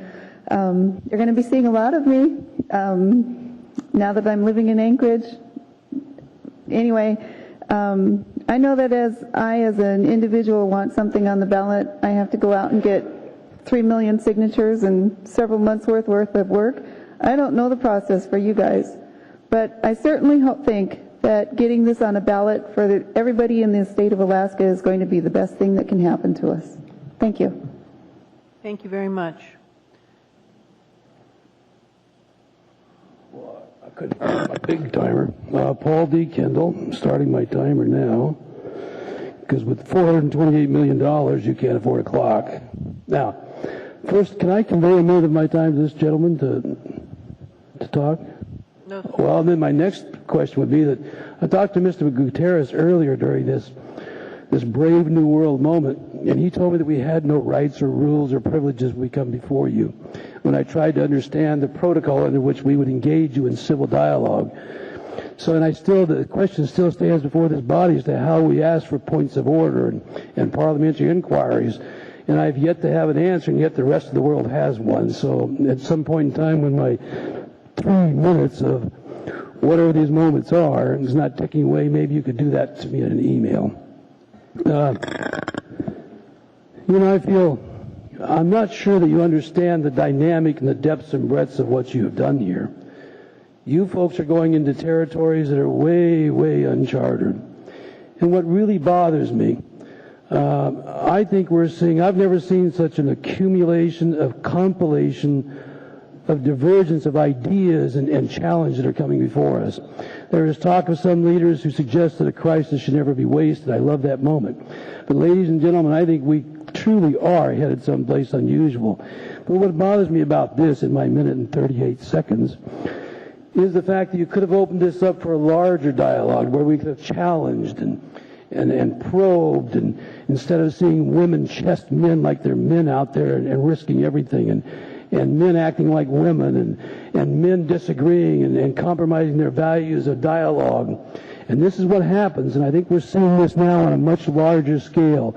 We now all realize that our leadership is denying us the ability to have the dialogue. They have become condescending and elitist and aristocracy and putting themselves above us. And I think we're seeing now the public is going to realize it isn't just that outlander or that unusual person or that suspect person or whatever they brand them now. And I think we're beginning to get pushback. So I would hope that in the future, what you should be having is a discussion how we can do a quick polling of our society. Because if you don't understand how deep this is, your actions here, we surely are headed for someplace unusual. You cannot reach into the convictions of those people who love each other and give their lives for their beliefs and dictate to them how they're going to do to another person. This is way outside your realm of participation.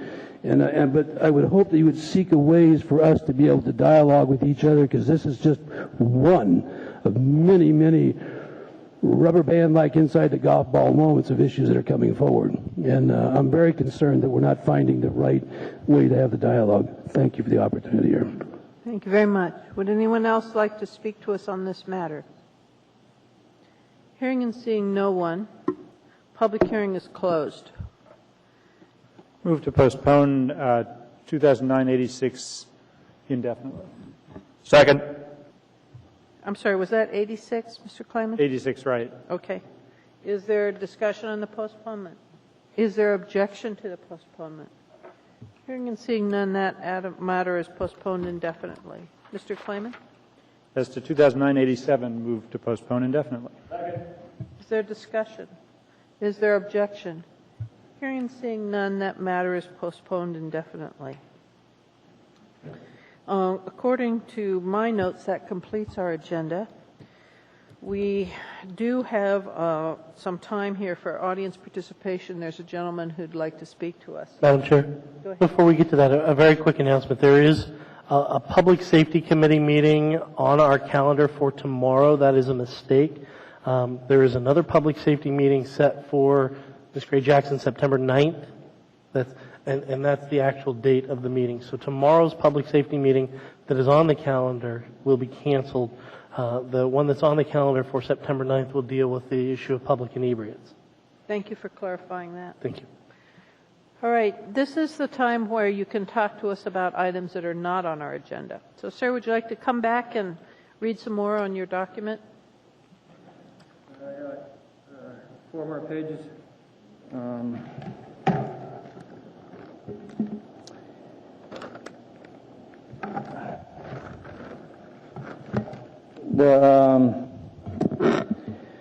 The new influx of the population said we have freedom of the press, and saint or no saint can't change that. I said, why? But yet, still I remember what the old textbooks of the congressional history said about the First Amendment of the Constitution. It was written so: Congress shall not pass any more laws than what the church establishes in the USA. This is from one of the very first textbooks. That are for the protection of our people, for the saint to have governing rights to the speeches in public, for the protection of homes to remain safe, for the governing of the printing presses of the USA must belong to the justified of those who gained respectfulness to have ability to vote, for those who have earned respectfulness to be in the government body. Saints gaining the respect of the public of the USA and its homes of our knowledge of them must have the right to peacefully assemble, both for the government and for the respect of the Church of the Saints to be pertained as the joining of the body of the USA. This is still the First Amendment as it was originally written. And if the Church of the Saints has felt a threatening to its rights to govern the body of the USA, to gain the heirs of the saints of our other nations as districts of the Church of the Saints, the Church is to readdress the government of the Union of the USA to be one body to protect the rights of those who have protected the Church of the Saints established to be the government. This document was overrun by many people of other nations moving into the USA to spend the tax money of the taxes on new presses that were not the origin to support the function this original document was written in. But to God be the glory, because we shall find people who he shall protect to be in the government through angels of the Lord, who are the hand of God to protect those who have faith in God, to faithfully gain back their hair rights to government. This is the rest of this document. For God's people shall be protected when they faithfully repent and restudy the laws of government that were a command upon his body to be one temple. The rest of this is what Christ meant by saying, ye must be born again. He meant to put back the words we forgot, and we shall see the light of his kingdom again. So it is an everlasting light, then we won't be shamed by other people. Then it goes, can I finish this? I got like 2 more pages. I'm sorry, sir. Our rules are pretty explicit, but we certainly will read it if you could want to give the clerk that copy. You're not interested in hearing the rest of this? Sir, we've been pretty consistent. Our rules say 3 minutes. It's actually written in law 3 minutes. So I can't go any further here, but I'd be happy to pass that out. You've made exceptions before. Not, sir. I'm sorry, but your time is up at this point. Is there any... Madam Chair, move to adjourn. Second. In seeing no objection, oh, wait a minute. I asked to address the public. Okay, there's other people who want to speak on non-agenda items. I'll go with the wish of the body, though. There is a motion to adjourn on the floor. Madam Chair, if there are other people who are interested in speaking, I will withdraw the motion. Is that acceptable to the body? If that's acceptable to the body, then the motion's withdrawn, and then we will allow you to speak to us on non-agenda items. But, sir, you had your extra 3 minutes, so I can't let you speak anymore, but we will read your document if you want to submit it. Thank you. Will you make copies now or later? Later. Thank you. Could you move over so other people could speak, sir, please? Well, I don't want to drop this off yet because it took me a long time to remember it. Okay. If you come up to the second floor of City Hall, to the clerk's office. Okay, could you speak to the lady who's waving her hand? Yeah, okay, yeah. Thank you. And she will make a copy. All right, go ahead, Mr. Kendall. Thank you. If I might, first of all, I come here in a non-confrontational mode. I'd like to set our differences aside. Let me start my timer here. 3 minutes. Ladies and gentlemen, again, let me suggest to you remaining council people here and public servants, thank you for the opportunity, and to you, Mr. Flynn, for withdrawing your motion to adjourn. I guess I'll need to be more clear in my dealings with the body. I'm kind of new at this, but I asked for a special appearance and was denied that appearance, but in that denial, it mentioned there was nothing you could do, and I thought I should come down personally. If you go to you're able to have the internet up there, I believe, aren't you? Well, there you go. You learn something every day. Well, here we can have the internet at this place where I'm at. And if you go to my internet, you'll see a place called Plug In America. And when you go there, you'll notice there are over 40 manufacturers worldwide who are introducing electric vehicles. Those are the major manufacturers. They estimate there'll be another 100 miners come on board. They'll be introducing these electric vehicles between 2010 and 2013. In addition to that, 2 nights ago, a friend of mine called me. They may actually introduce the hydrogen fuel vehicle in 2015. So when a person begins to look at that, the dynamics of this are huge when you take into account that 70% of our oil is used for transportation. Believe me, this is something very, very large. In the meantime, watching my time here very closely, I began to look at paradigms around the world. England took the levers of the grid system and told those people, you will make renewable energy or you will not use the grid. Now, the Premier of Sweden told the EU that we have to think whole new ways of how we do business, how we travel, how we communicate, how we deal with the public if we're to make this new transition. They are about to launch a carbon tax fuel that you have never seen the likes of.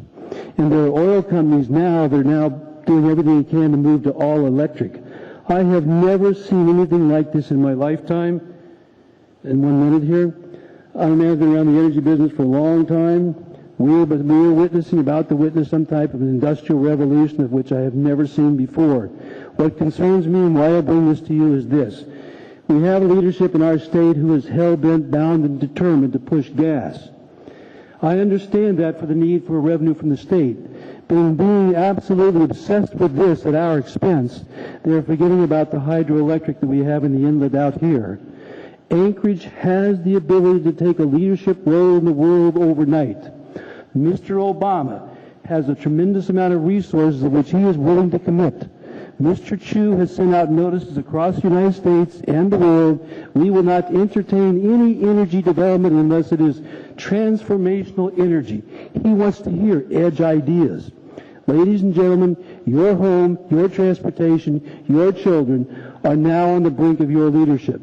If you do not lead them in all our revenues, we will all lose. And thank you for the opportunity. And I put it all in data, so it isn't about Paul Kendall. Thank you. Thank you. Thank you. Anyone else would like to speak to us, please come forward. And you can't get the internet. I would have never thought that. I would like to say thank you. You guys are all very gracious. Thank you. Mary Morgan. I have 3 issues. A, street lights. Coming across the bridge 3 months ago, you hit a green light and you could keep right on going through downtown. Now it's go a block, stop at a red light. Go a block, stop at a red light. Now you've got 2 blocks behind you coming up and you're still sitting at a red light. Go to the next block where they put in the new lights for the Social Security building, and you sit there again. It's 1, 2, 3, 4, 5 blocks where you sit at red lights. Can we do something better about it, please? Pardon me? C Street or A Street? A Street, coming off the bridge from Government Hill. Okay, thank you. Sorry. C Street, coming off the bridge from Government Hill. Secondly, I have 2 items for budget consideration. I know that's a big thing right now, and I said the one earlier. I don't know if I'm distorting on this or what here. No, we hear you. Go ahead. 10th grade, let everybody graduate at 10th grade. Why are we duplicating everything for 2 years when the kids go to college and university? How much money will be saved in the budget by 2 years out of school? The other consideration on the budget is we have in the state law that says that if you're getting an apartment, unless it's over $2,500 a month, you cannot be charged for first month's, last month's, and the security deposit if it is more than 2 months of your rent. So why is Weidner Apartments allowed to charge more than that? Does anybody know why?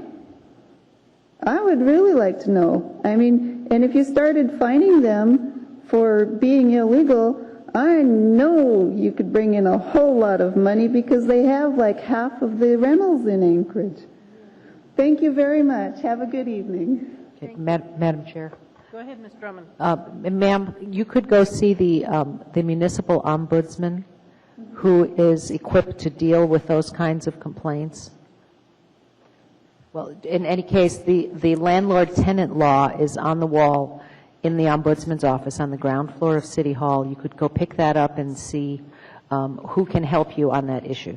I think it's the state law. Is it? It's the state law that I got the information from. You can pick it up even at the library upstairs.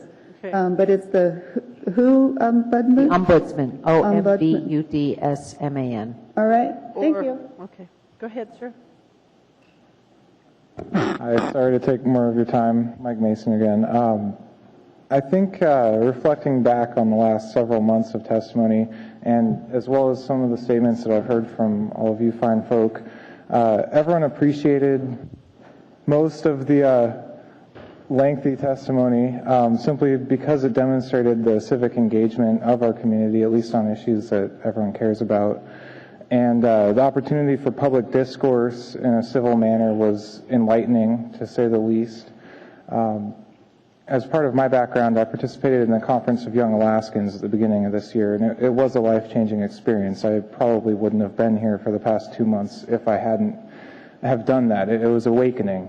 And I believe that we in Anchorage could elucidate more public discourse and more opportunity for civic engagement, especially in our youth, if we supported programs similar to that. And I know the budget is incredibly tight right now, but there are various nonprofits that could possibly take the onus of running such things if they had space available that they didn't have to pay exorbitant fees for. As you all know, with the last administration, no offense claiming, but Begich increased the user fees considerably. I've paid quite a few user fees in my time renting various municipal properties and paying all the different associated fees of owning a business, which have risen considerably, makes it very difficult for small businesses. And I think encouraging our youth to grow and to engage in this kind of action is important for our community. And I think if we made space available for that kind of thing, similar to the Conference of Young Alaskans, for debate, for dialogue, I think that would be a very important thing for Anchorage's continued growth. And if we could somehow support a program similar to that, I would be very appreciative. Thank you. Anyone else? Hearing and seeing no one. Move to adjourn. Seeing no objection, we're adjourned.